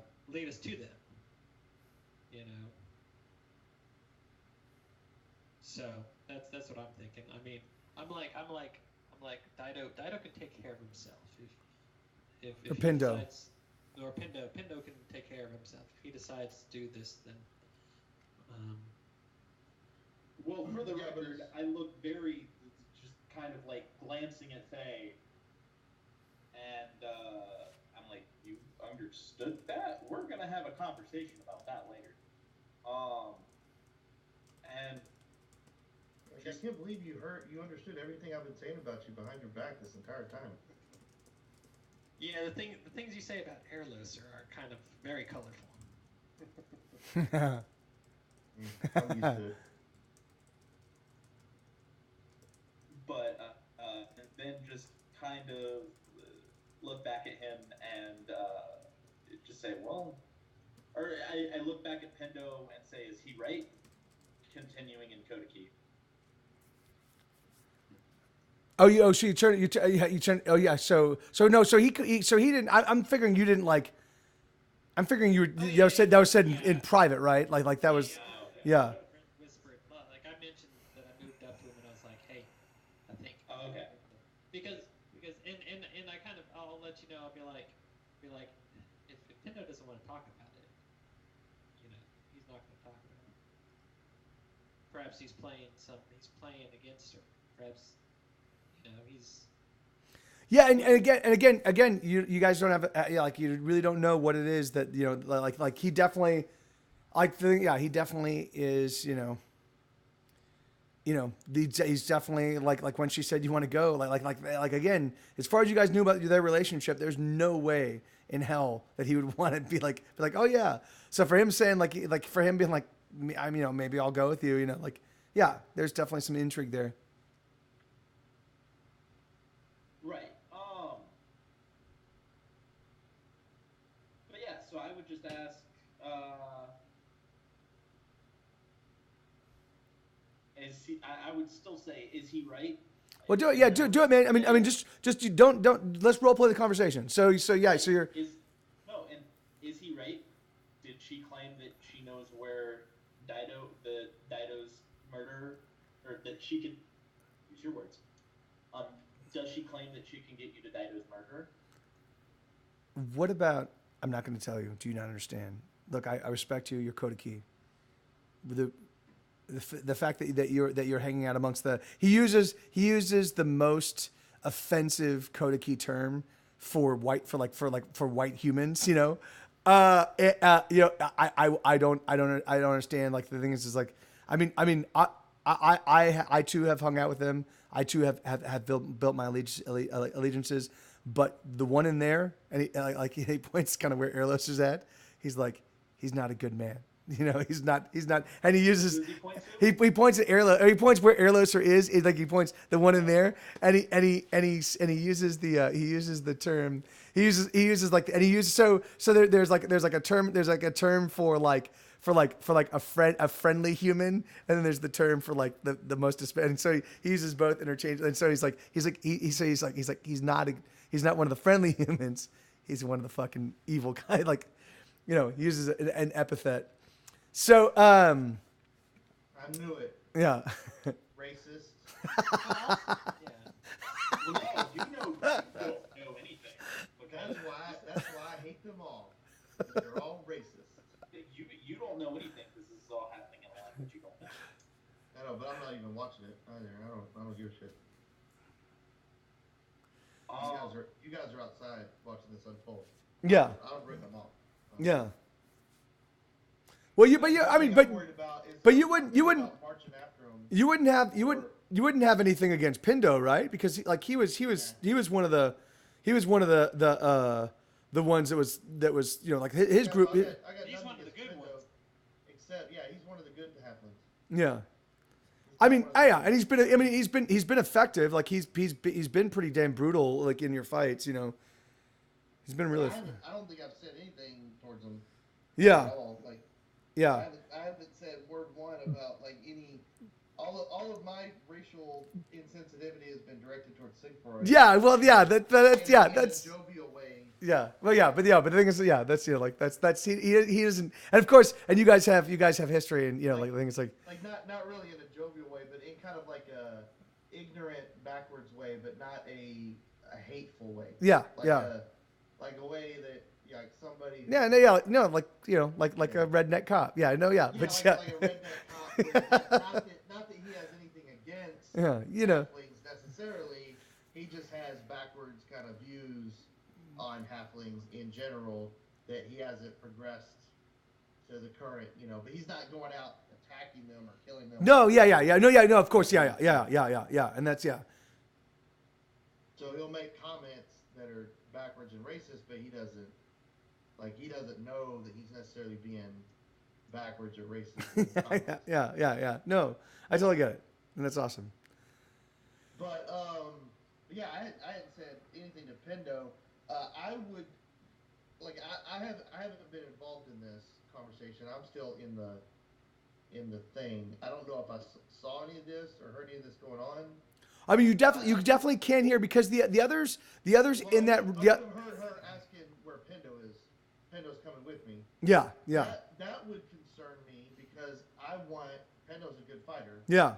I want him as part of our group. Sure. So you're able to maneuver if you do something if you like. I guess there's two things I'd be concerned with: is one, Pindo leaving, and two, either one of them taking stuff that we like, those stones, anything they may be carrying that I consider not necessarily valuable, but like essential to this this quest, this mission. You know. Well, if you do recall, this mission is just to collect a knife for Odd's sister. Yeah, but we're trying to get out of here. We found these stones. Like, our mission right now is just to get the fuck out of here. So, and like, try to anything we find in this dungeon that's valuable is ours to keep. Yeah, certainly. But really, we're just trying to get the hell out of here. And these stones, I think, may have some sort of, like, not necessarily direct help in us getting out of here, but might have something to do with us getting out of here. So I would be concerned about them taking them because that decreases our ability to use them if they're going to be helpful.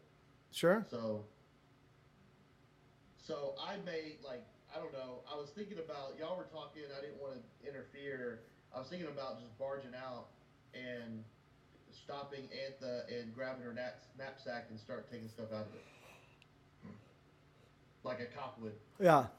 Like, just stop there and just grab something and start searching it. No, you can try. You want to do it?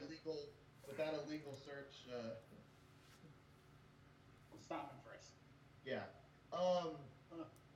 But I would probably try to, I don't know, I'd probably try to be more diplomatic maybe. I told her that they saved her life. Yeah. Well, then just, why don't you just, instead of doing that, just tell her, well, then leave the stones.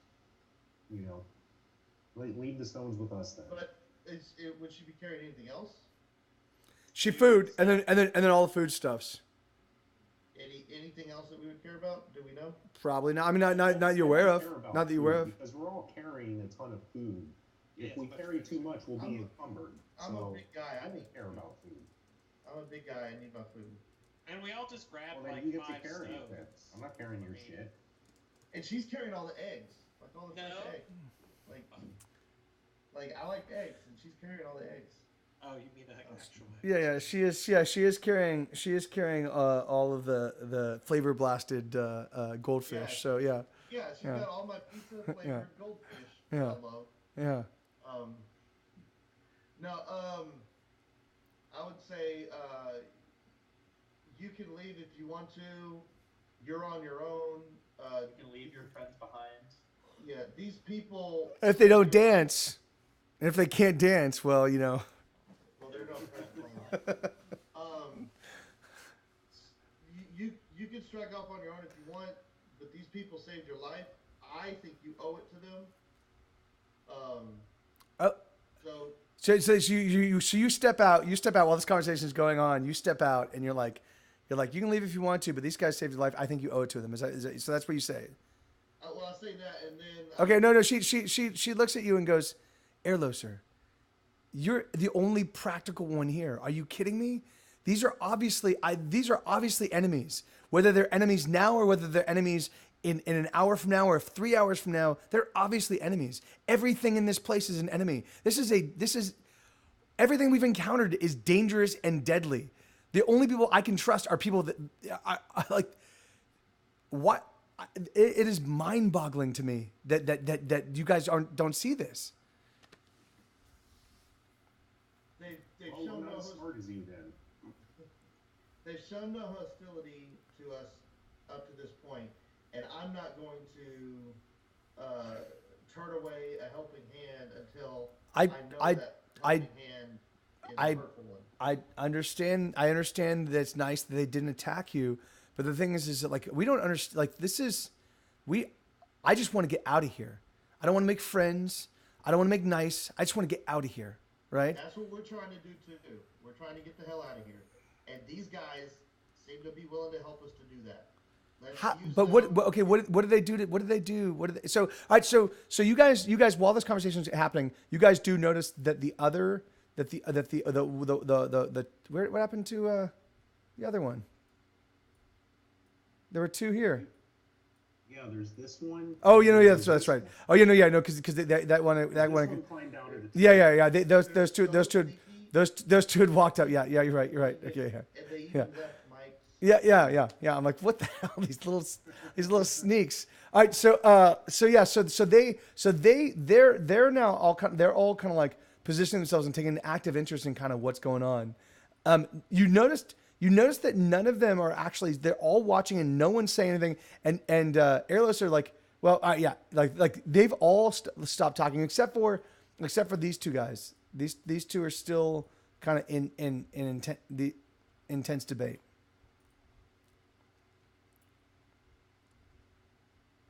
Are they making any? They're not being any aggressive. No. Yeah, no. Yeah, no, not at all. But they're paying attention to us. Oh, everybody else seems to be paying attention to the conversation that's happening right now. Do And they seem to understand any like? No. Can't really Yeah, tell. no. They. I mean, it seems apparent. Like they definitely seem like they're concerned. It definitely seems apparent that they know that there's like some sort of like argument happening. But again, they have no idea what it is, what it's about, what might be happening. So I tell Antha, when they're proven to be enemies, they will be dealt with in any way that I can deal with them. But until then, I'm not going to attack somebody that has shown me no hostility, and we could probably use some help right now to get the hell out of here. So. And you think they'll help us? You think that? Do you think that they'll help us as long as our interests align with their own, and as soon as they don't. And what's suggesting to you that their interests and our interests align? What if it's just is it possible that we're just two ships passing in the night? Is it possible that what it is that they're doing and what it is that we're doing, just like certainly they don't mean to kill us, but like the thing is like how is it that we can trust these people? How can we, if they know this place, if this is where they live, then doesn't that make them all the more dangerous? We don't know that they live here. They could be in the same situation as us. Yeah, they could be here just like we are. I don't know. I don't judge people before I know them. I don't. Just because As you would say, unless they're prejudge halfway. somebody. Unless they're halfway. And just because they're dangerous doesn't mean they're dangerous to us. Yeah. I was gonna say something. I can't remember what I was gonna say. Don't worry, it was probably racist. Probably. You, on the other hand, have shown hostility towards me, and I have still accepted you into this group, reluctantly. But I could really give two shits about you. If you want to leave. But you're not taking the stuff we found in the skull chamber. If you're gonna go, you're gonna leave that stuff with us because it may be useful. Yeah, and it might be useful to me as well. I thought we didn't we all come to a tacit agreement that we would all of us help each other escape this place. I thought that was our agreement. Yeah. And haven't I You're the odd person out. We're all in agreement that we're gonna go with these people as long as we can, for as long as our interests align. You're the odd person out. So but what I'm saying is for as long as your interests align. For as long as your interests align, are you even aware that? I mean, are you certain that your interests align? Right? What if they don't? What if they don't right now? So what if already right now you're in breach of the ideas that you've already put in place? Like all I'm saying is that this seems crazy to me. We meet some people in the middle of a dungeon, in the middle of this where everything has been hostile. Everything has been hostile. Like it just seems crazy to me. I mean, I'm not gonna discuss this any further with you. I'm saying you don't see the danger in this. You don't see the. I'm not having this conversation with you. Done. Stay or leave, but you're not taking the stones with you. Then come take him. No, that's a fast move. So you see you charge her? I don't charge her, but I'll walk up. Oh yeah. No, yeah. When you start approaching, she actually pulls for her short swords. Okay. Then I unsheathe my sword. All right. I'm like, you don't want to do that. What are you guys doing? Really happening. Yeah. I turned to Siegfried. It's like, Well, and I look at this guy over here, and I try to see what his or her reaction is. That person. They're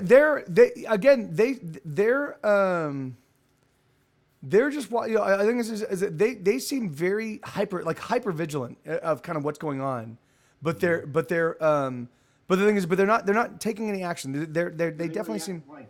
Does the person react to me at all, like turning to look at them or anything? Like, do they look at me like with any kind of look? No. They're hyper attentive to kind of what's happening right now. Like they were very focused on whomever was talking, but then now it's all about Antha and Erloser. Okay. So guys, just looking at Give me 1 second. You guys give me 1 second. I can hear you though. Addressing the room, I just kind of say, so instead of having our bigger and smaller or bickering going on, why don't we try to figure out what they care about? Just kind of looking to the point and kind of pointing at them and saying, because they're definitely concerned about something and it isn't us. And we all heard that noise too. Yeah. How about you looking at Antha? How about you guys settle this after? Well, Antha's not coming with us. Antha's leaving. So, and trying to take Pindo with her. So, like, Hold on. I'm in agreement. Convince her. And if You don't need to we convince don't, me. and if we don't convince her, you'll kill her.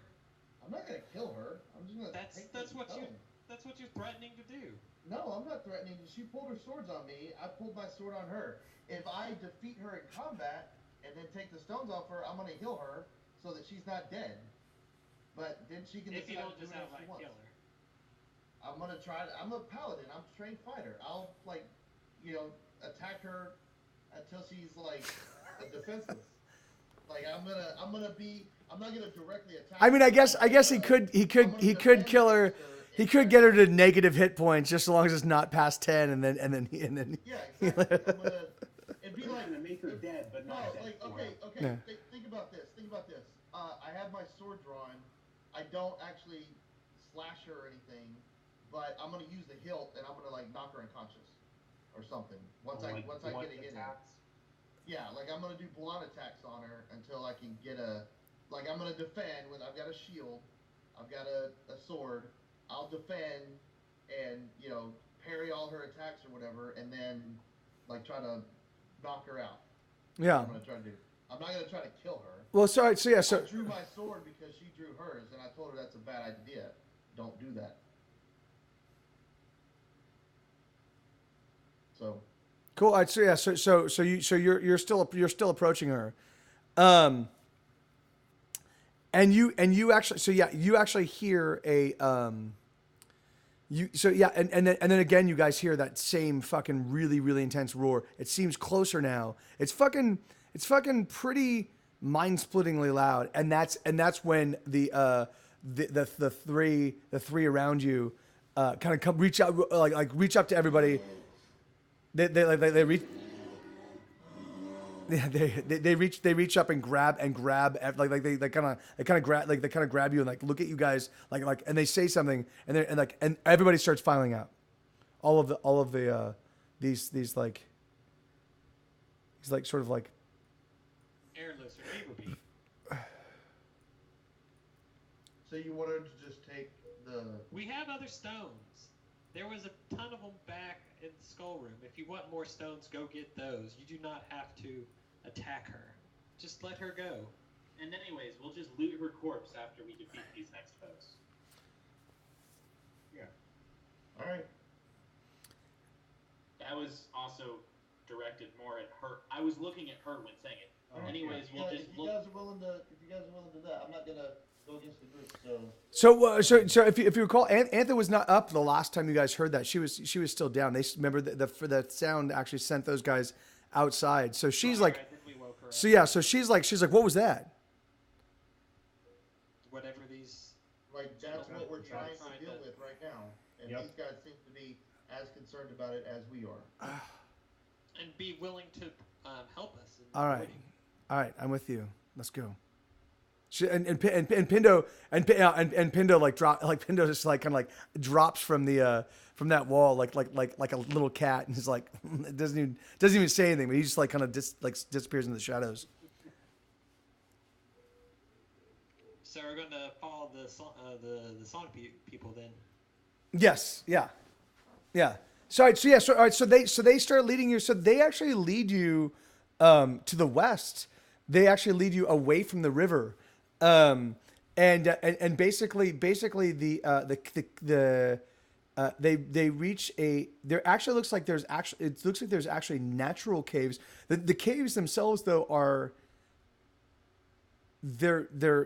They're very weird. They look like, I mean, they're natural in the sense that they're not like masonry, like, but they definitely look like they've been hewn. They're like very cylindrical and smooth. And they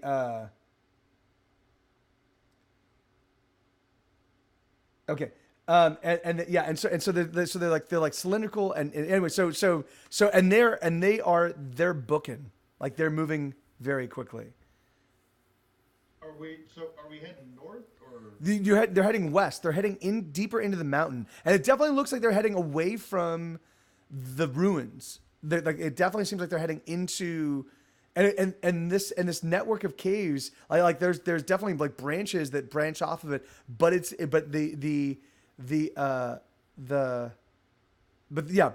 they're just strangely shaped. These caves are strangely shaped. How strange are they? They don't seem natural. Yeah, I mean the thing is, I mean they definitely seem like they were like, yeah, they're not like naturally formed caves. They're definitely caves that were made by someone or something. They're basically cylindrical. They're about 8 feet by 8 feet, maybe. Some of them are a little bit smaller. Some of them are a little bit larger. You guys keep running. You guys kind of keep making your way down. Now again, okay. So what are we doing for lighting? They actually got rid of so we need to figure out how you guys are seeing, because they got rid of their lightsabers. That little mist. Oh. But their leader guy has actually conjured again. It's an exceptionally dim light. It's like ridiculously dim. But he's like kind of conjured like it is ridiculously dim. But they seem to be totally fine negotiating their way with this like ridiculously low light. If you is want, that something that Bigby and I can? Yeah, use? yeah. You guys can see fine. Okay. Well, if you want, you can light like something I can carry behind my shield. well, the only problem is I think lighting something like that might draw whatever we're trying to avoid. Yeah, so but at this if point, you don't, I can't see, and I probably can't see them, and I can't even see you guys. Well, it's that dark. There's no light. There is light. There's faint light from whatever spell, but it's like, but only someone with like low light vision would be able to see. Yeah, and I don't have low light vision. Which is none of us. I don't. Besides you, I think. So I can't see shit really, even with that dim light. Ooh, can I be writing, Bigby? Sure. Yeah, I mean, there probably are ways around that, right? But you guys have to sort that out. Like the thing is like so they're trying to get everybody moving pretty quickly. But it definitely does seem like they're including it. It definitely does seem like they're waiting, like they start moving off and then they pause and they say something again in that fluting weird kind of like musical language. All right. So did they motion for, because I imagine we still would have had light on at least Airloser's shield. No, we turned them all out because it was too bright for them. Oh, right. That's what I'm saying. If y'all want to light something, I can carry it in my shield hand with my shield in front of it. Yeah. Like, so it we kind can of, try that. like if I'm in the back behind them, they're up ahead. Hopefully that's far enough away that it's not going to but the problem is, and with my shield blocking it, we're kind of lighting our direct area, but not really up ahead or anything as much. we might just have to like have you guys be led, honestly. Especially if we're trying to avoid detection, having low light might be like if we you know light a torch, effectively a magic torch, like torchlight. These guys might want us to put it out, or that could just draw whatever it is we're trying to avoid.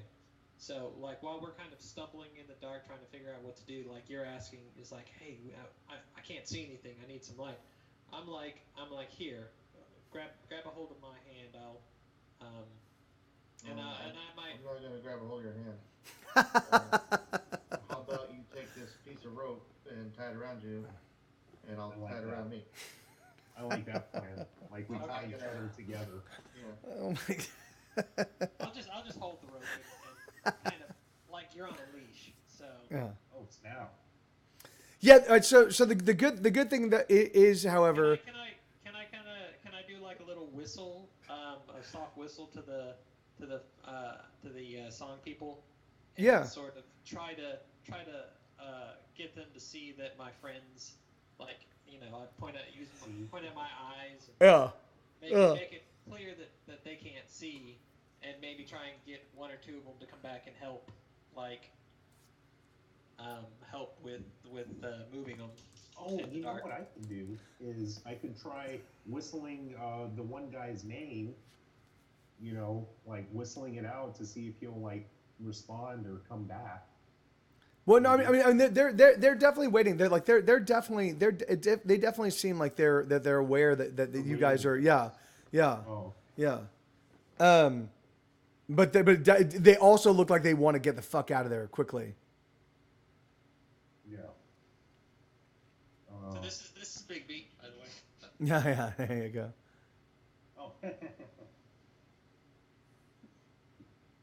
Oh.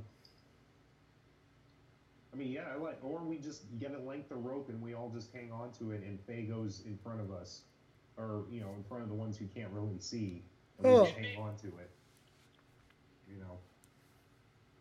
That way we're not tied together. Yeah. However, I mean, I'm fine with taking a rope, but I mean, you guys are still going to be stumbling unless you have someone like there with me. You're going to be moving. The way it works in game is if you can't see, you move at half speed as you're trying to like stumble along. Yeah, watch your footing. Shuffle along. But you'd be able. That's what it's like. Even if we're being led along, we can't really see the ground even, so we don't know where to even put our footfalls. Right, but that's why you're moving at half speed. Yeah, I know. That's not. Yeah, I'm agreeing. So as long as these people are fine with us moving at half speed, like we'll kind of shuffle along behind them. I'll make sure that everyone is heading in the right direction. Big B he'll herd them if he has to. Yeah. Like kind of like lost sheep as they're like wandering around. Yeah. I mean, all of them should be able to see the very faint glowing light. Yeah.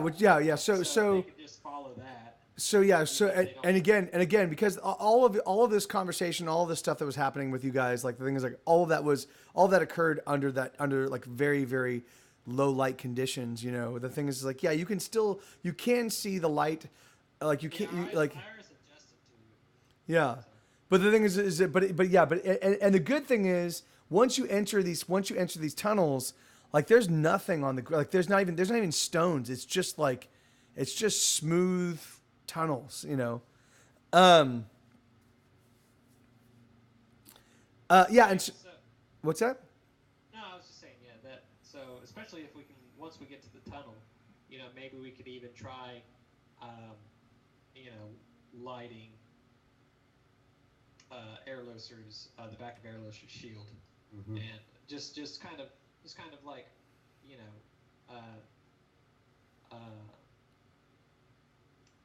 Cuddy, you seem to make friends with that one. Yeah. See, like, have him come over here, and we'll, I'll light the back of Airloser's shield, and mm-hmm. kind of see what he, how he reacts. How he reacts to it. Okay. Yeah. Like, and just keep in mind, like, it's very, very rudimentary. Like, it's kind of Right, It's right, we're not all very, just but I'll yeah, try to, yeah. So I called. But I Yeah. wanted to wait until we got to the caves because then it'll be a little bit easier. Because if we're out in the open and we like light a That would make torch, us a target. Yeah. So in the cave it might be a little bit different. Sure. Yep. I can do that. So how does the Cuddy's friend react to lighting the back Okay. of? Okay. Yeah. So yeah. So you First of all, you'll make it to the cave. So yeah, no, yeah. So you do it's because it's only about maybe 30 or 40 yards from this to the basically what is like the wall of the canyon, or not like, well, it's not necessarily the wall. So yeah, you guys are at the bottom of the canyon. So you reach the actual wall. It's not even really the wall of the canyon because the canyon kind of begins there, but it's just another wall to this cave that you're in, and you when you get there, like it's a pretty straight shot. When do you actually light the actually light the light? It'd probably be once we get into the cave system. Yeah, I mean, is that turn a corner? okay? Yeah, so you guys kind of stumbling along. You turn a corner. So the thing is, actually, you don't actually take any like you don't like occasionally it will fork. And then they'll take a fork. There's no real like sharp turns. Yeah, it definitely. As soon as the mouth of the cave is not visible anymore. Right. Okay, so that's if it forks, I'm sure it's turning slightly. Yeah. So that's at some point after 2 forks, maybe that you can't Wouldn't be able to see that. yeah. You should be able to see the. Well, in fact, well, because unfortunately you can't see the entrance. You can't see the entrance when you look behind you because it's that dark. But yeah, but it also feels like to you guys. Faye thinks that we can't see the entrance anymore. It also feels to you guys that you might be descending a bit, and The opposite direction. what's that? That's the opposite direction. Yeah. So of where you want to go. Yeah. So it definitely feels like you might be descending a bit, and like it's like descending like you would on like a theater ramp, Like it definitely feels like it's pretty. It feels like a pronounced, like you can definitely tell that you're heading down, So at some point in time you should have hit a point where you've gone down enough where the light won't be visible, For very far down the cave. Yeah. Yeah. Okay.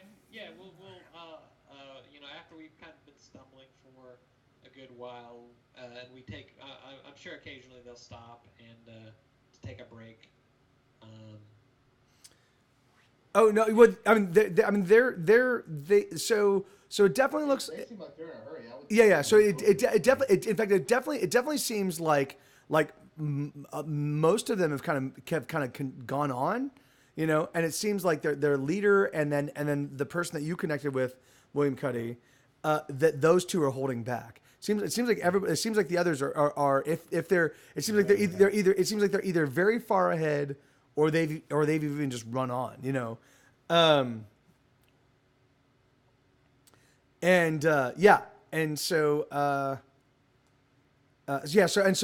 kind of trying to keep guys at a pretty brisk pace, but they're not. But yeah, so as we're kind of stumbling along,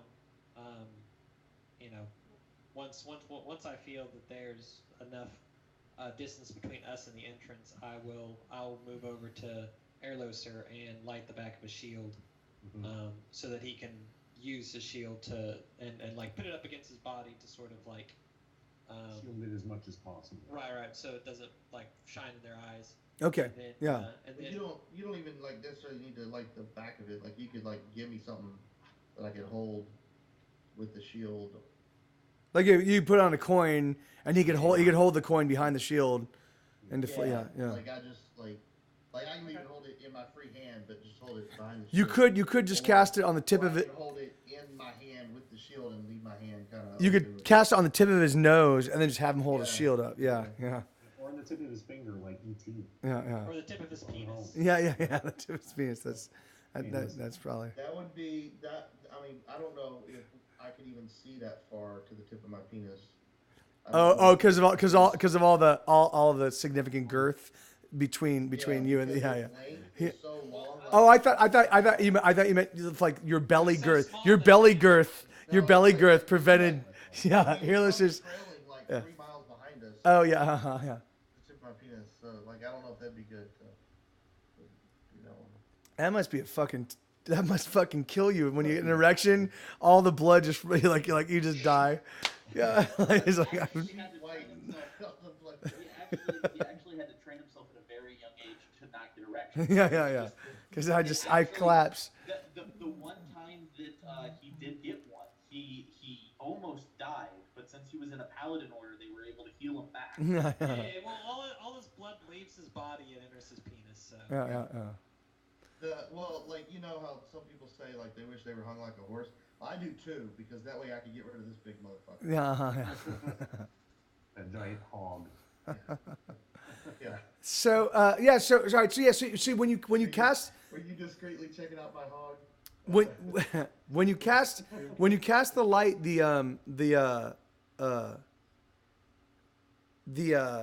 scout. Yeah. So not the leader, but the other guy. He kind of comes back and he looks kind of alarmed. He looks kind of alarmed, and then he looks, and then he kind of looks at you guys, and then he does that kind of like little shrug thing, says a little whistling kind of thing, and then turns around and starts moving. Yeah, and I just did he pause long enough to like see, I pointed my eyes like this, and then I cover them up, and then I kind of stumble around, but then I point at the light, and then I take normal steps. I don't know, something like that. Yeah. And they'll see that we're moving faster now with the light. Yeah. We can now move at regular speed. It definitely did seem like he actually got what you were saying. Like he definitely got that. So. Oh man, we're making progress. Yeah. So yeah, all right. So you guys continue deeper into this thing, and now again, there's like turns and like it's kind of nutty. Like the thing is it like the fact that they know where they're going, considering that there's so many, and it's mostly forks, right? So it's like there's no right angles. It's mostly just like some of them fork hard, so some of them curve pretty intensely, but it's like. But it's just Are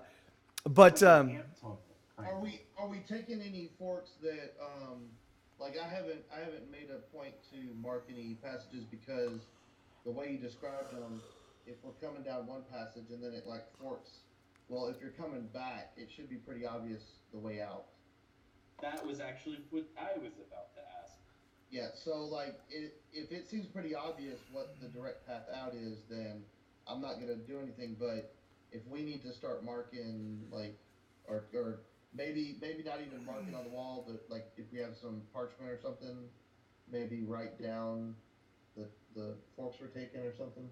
Try and keep track so we can make our way back. Yeah, that'd be like a survival check. But yeah, using chalk to maybe mark. Which you guys definitely because you do have those like you do have this kind of like survival or your packs, your adventurers kits. You probably do have chalk with you. You might want to just use that, because the thing is it definitely does. I mean, it definitely is pretty deep. It definitely is pretty long distances, and it definitely does seem like there is some wending happening, And we could get lost. And there definitely does seem to be like forks that are 3 or 4 like there's more than just two. It's more than just two options, Well, right. Okay. Yeah, so then I would say let's just mark paths. Yeah. Yeah, we need to be Good marking. idea. Okay, so all right, so you guys so again you hear the roar. This time it seems ridiculously close. It seems ridiculously close. And so at this point in time, we'll call him Whistler for lack of like.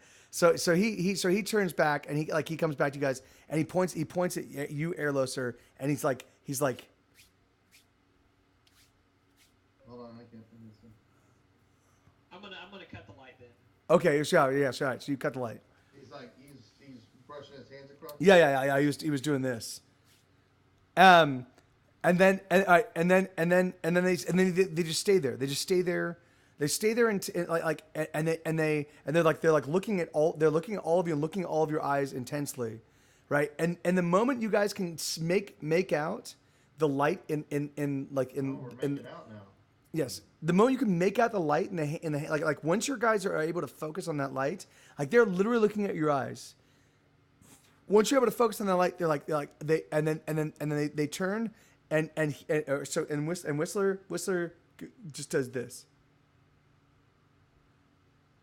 Like he's. We wait on the delay. What's that?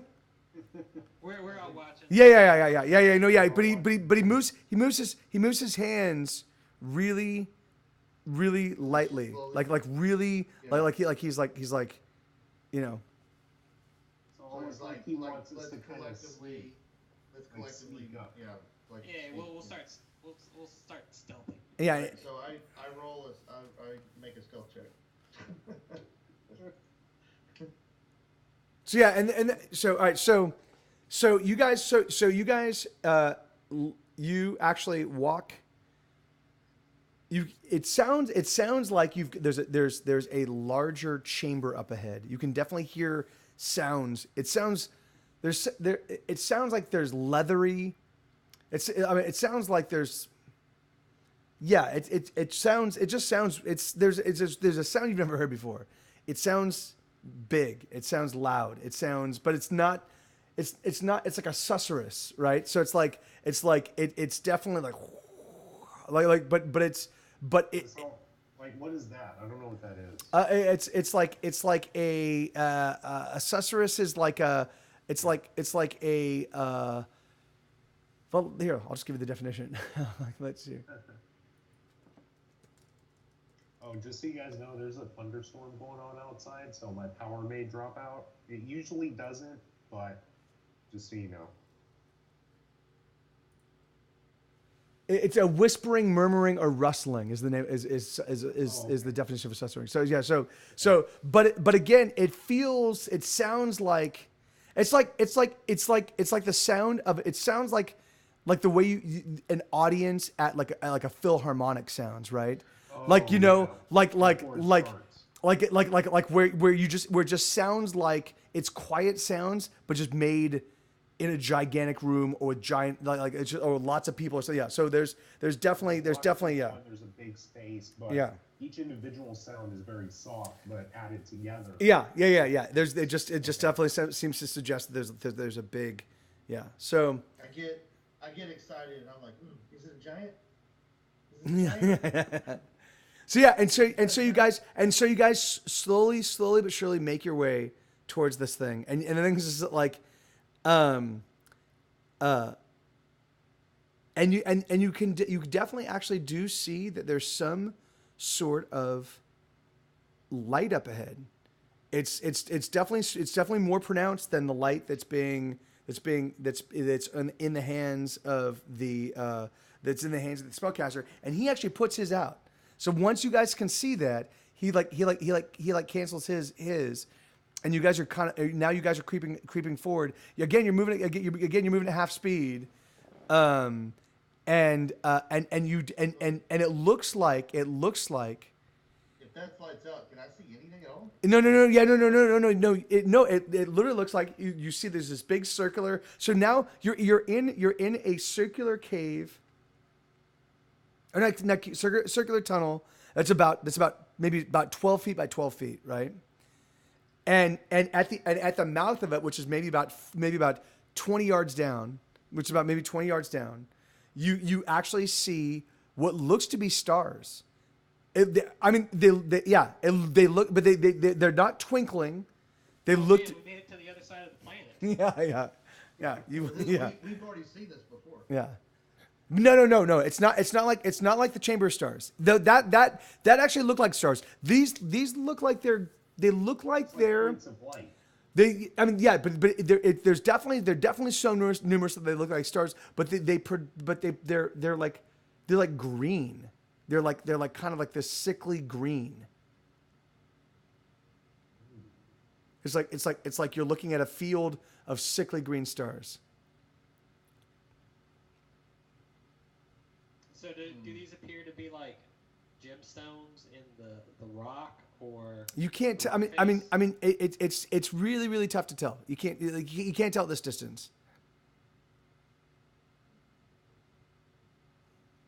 well, it's obviously some natural formation, and the others don't seem to. Yeah, no, yeah, concerned about it. they're definitely approaching it very cautiously and very quietly, and definitely it seems very stealthily, and so Whistler turns back to you guys. You can only see him in silhouette, right? But you see him like do this, and you see him do this, and so he's like. So he rubs his hands together again. He rubs his hands together again, and then he does the slow hand movement thing, and then he steps out into this chamber. What's your guys' marching order? I look at him and I say, "What?" Yeah, what the fuck you? What's up, man? Yeah. Shit. I don't understand you. I won't take orders from a crazy weird underground elf thing. Yeah, whistling elf. Yeah. Oh, I'm actually at this point just taking a nap on Bigsby's back. Okay. Well, Yeah. you probably don't want to do that because he doesn't have a saddle and you'll fall off probably pretty easily.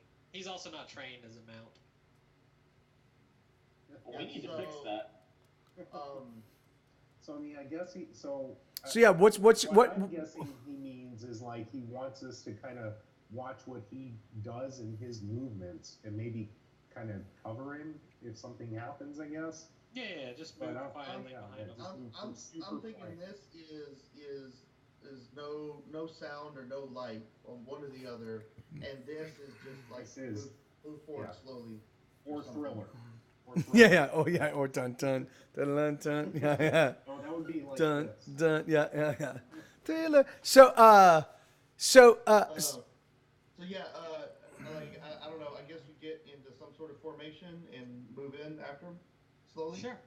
Yeah. Okay. So you guys, as you so what? No. Yeah. What order? Yeah. What order? What's your order? What's your traveling order? In front, I guess. What's Yeah, that? Usually it's airlosser in front. Yep. And then who's I can't see shit, but it's. airlosser? I'll walk behind airlosser and kind of watch out for him and guide him. Yeah. Okay. And Big B with Sigfried can take up the rear. So. Okay. And then Pendo and Antha. Antha would be sort of in the middle with William Cuddy. Yeah. Or So- no, behind you and in front of me, I guess. Yeah, so it goes Airloser, Faye, Pendo, Antha, William Cuddy, and then Big B with Sigfried on him. Okay, cool.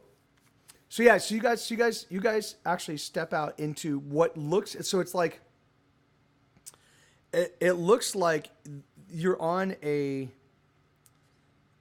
like basically what looks to be like a ledge. It's maybe about 3 feet. You're like kind of walking. It looks like you're walking along the perimeter of this room that is enormous. It's enormous, and you can definitely make it. So you guys look to your so that's all to your left, right? You guys are heading out you head out into this huge chamber, and you're heading right. So you're kind of like and to your so to your left there is this huge chamber, and it looks like it's stars. To your right you look, and there is what seems to be the wall seems to be covered in these like glowing worms.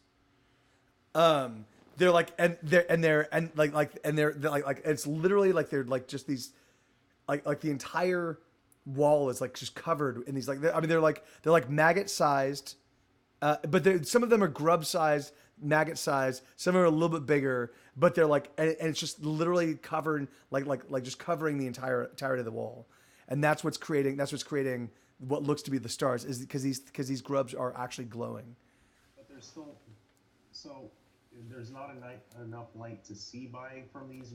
No. There is. Yeah. So things like so. So yeah. Very faint. Yeah, it's real faint. And the thing is and then in the center of this gigantic room, you actually see what looks to be large, also some kind of worms. They're not glowing, but they're gigantic. And they're kind of like slithering over each other, you know, like kind of like a bowl of maggots. But if you have maggots that look like if you had like 50-foot maggots that were 20 feet in diameter, you know, so they definitely are gigantic. I'm waiting for Airloser to say, "I hate snakes." Yeah. Worms. Why did it have to be worms? I have to be worms.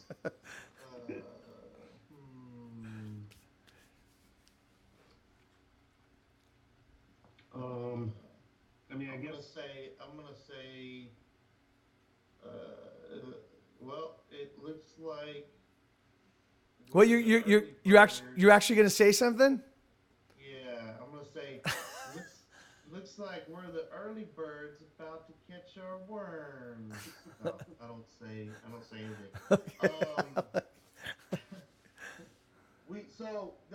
These worms don't look like they're connected. No. But you guys do notice as you walk by them, they start to they move with some speeds, with like shocking speed, and they kind of coalesce like they're on the wall, but they're kind of like quickly scuttle to they're kind of shaping you as you're walking. They're like these they're like literally, it's like they're tracking your heat or something, you know, but they're like literally following you, and like they're building up. Oh no. The ones on the ceiling. On the wall, yeah, on the wall, only right near you. The ones. Yeah, the ones that are like you know like very close to you. The ones that are like within 3 feet on the wall, like those ones are they definitely seem like they've noticed you, or are picking up your heat or something, and are like you know, kind of like getting close, you know. Yep. Let's keep moving. Yeah, so I guess we just move slowly. I was just wondering, is this one entity, or is this is definitely like a hive of multiple? You can't tell. Okay. Yeah. There's not enough light for you to really make out. Like you can definitely tell that whatever's in the center in the main bowl, like it's huge. If it's one thing, if it's a bunch of things, they're definitely huge. They're definitely things you do not want to fuck with. And and then the small ones, the ones that are providing the lights, you know, who knows? But yeah, it's probably best to not fuck with them too. You know what else is something I don't want to fuck with? What? Wu-Tang Clan. You're right. That's dude. That's I hope we don't encounter them. I really don't want to fuck with them. So we just keep making our way. We notice those things and just keep making our way, I guess. Yeah. So this little stretch, this little ledge is crazy because it's like, it continues for maybe 200 or 300 yards around the perimeter of this like huge kind of like stadium of weird worms, you know, and then you like.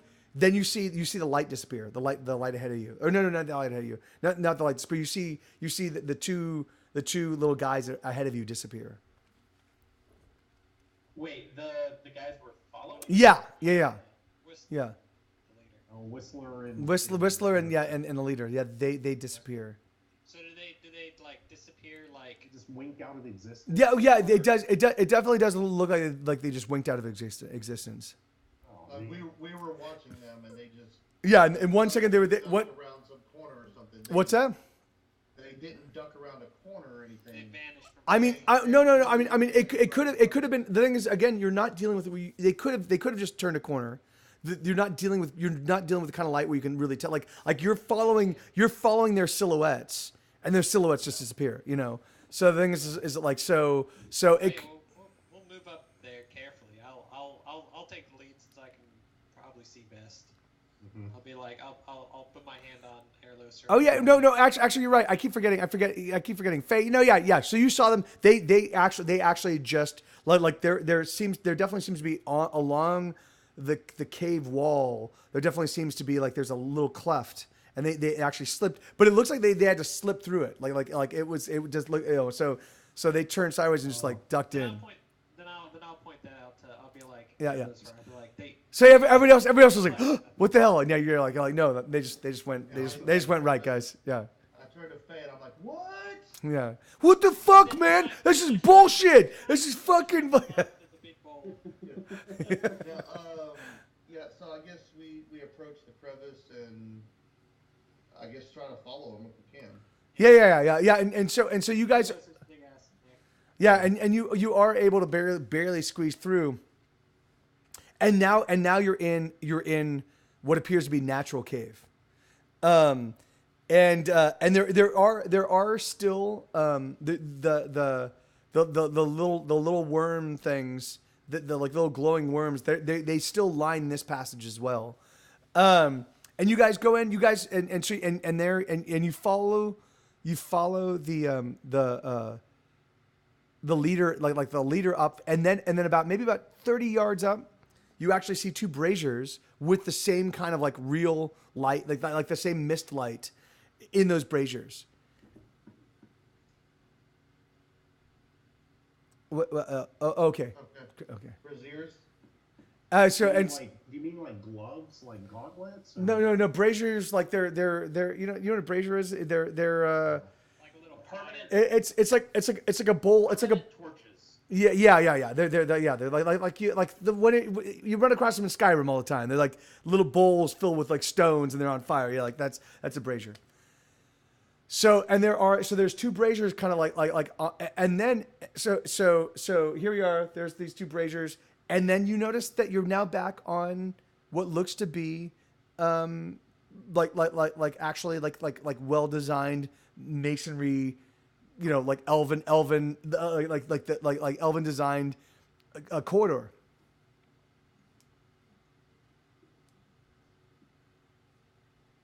Okay. Have the others stopped now, or are they still? No, yeah, they're continuing on. They're continuing along.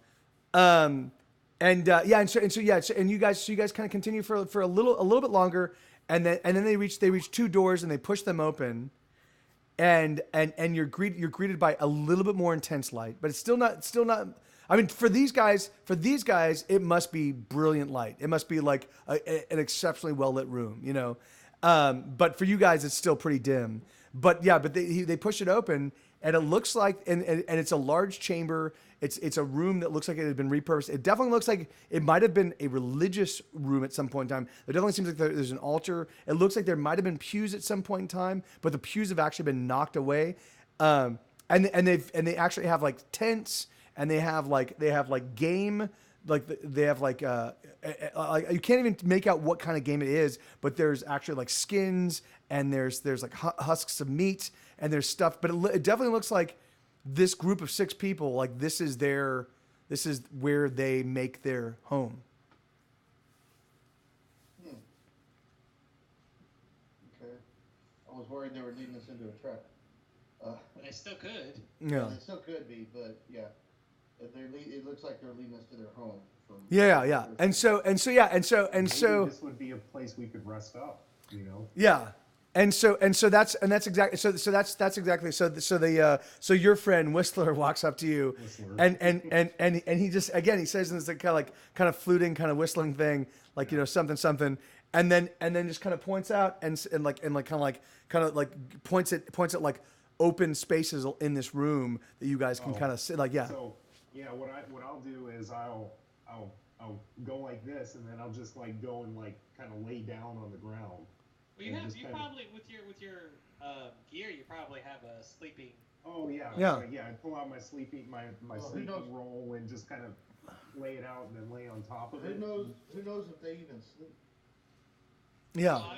They might not need sleep. They might not require. They might actually be were spiders, and they might, well, you know, like once you guys fall asleep, they might just wrap you up in their webbing. They might be like the what was that Yeah. Yes, Yeah. we have our own watch. Yes. Yes. So Yeah. Oh, sure.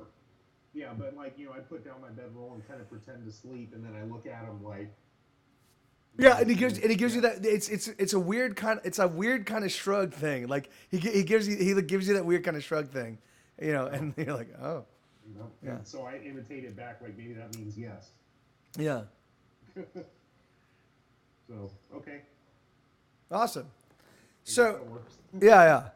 So I pulled the guitar that I've been carrying this whole time out. yeah, you break out, you light an act, Wonderwall. you light a Yeah. fire, Yeah. you light a real fire, and so yeah, so I'm gonna hit the lavatory real quick, and then we'll come back, and then I guess what we should do is we should kind of like wrap this up in terms of like, but I guess you might. Well, yeah, let me give you 1 second. I'll be back in a second. All right. So do we want to discuss who's gonna take the first watch then, if we're gonna rest, or do we want to explore the area a little bit just to make sure there's nothing, gonna jump out at us, or? I mean, I can send Big B out, and I'm sure Pindo's probably searching the area now. Whoever watches, and as we rotate. No, they came with us. No, they Pindo, came with us. yeah, they had heard the big monster They heard yell. that noise, yeah. They're like, okay, we're going with you. Yeah, okay, we're going with you. Whoever's on watch, like not just whoever's starting, but everybody, as you come on watch, you should make an effort to communicate with like whoever to you're. let them know like what we're doing. No, like just try to like increase our. Oh, just try to talk to them. Yeah. Yeah. Who's ever on watch with them, we should be on watch together and try to communicate in some way. Oh yeah, that's a good idea. Okay, like just I don't know, try to gesture and I don't know if we'll learn anything, but then I mean, unless they as don't when we're have all a awake watch. the next day, we can share whatever we learned. Like Yeah. I think this means that, Yeah, like or this this means person's like named life, that or person's named this, that person's named, whatever. Whistler. Yeah. I mean, yes, and when I wake up, I'll be able to understand them. Just throwing that out there. Well, we don't know that. I I know. That's metagaming a bit too much, I understand. But Well, Also, like, we'll have to try and does figure that out. does that actually make sense within the world though? Like that you Yeah. would just Yeah, go to because sleep and you would learn my some powers magic spell that my powers are divinely given. So yeah. if he doesn't have like I don't think you necessarily worship a specific god. I actually don't know where my powers come from. So it's just a thing that kind of happens. yeah, I mean that could be perhaps the spirit that haunts you might like sort of guide you in learning their language. Might be like provide you with some extra power. Well, yeah, I was gonna build that. I was gonna actually build because I have an idea for how to introduce that because that haunting spirit is actually gonna be a character. I wanted to introduce that today. We are very close to getting to where that character gets introduced. We just didn't hit the mark, but we're very close. So yeah, so well, Jeff was asking if him suddenly having comprehend language makes sense. And, Sure. It does because he kind of goes to sleep, and between his power of power over time, because like his mastery is over time. yeah. And the spirit, it would make sense for him to suddenly have some comprehension. Well, yeah, and particularly who this spirit is and the way it works, and like it's gonna be because the thing is because the spirit was actually grafted to you because of this whole open and closing thing, right?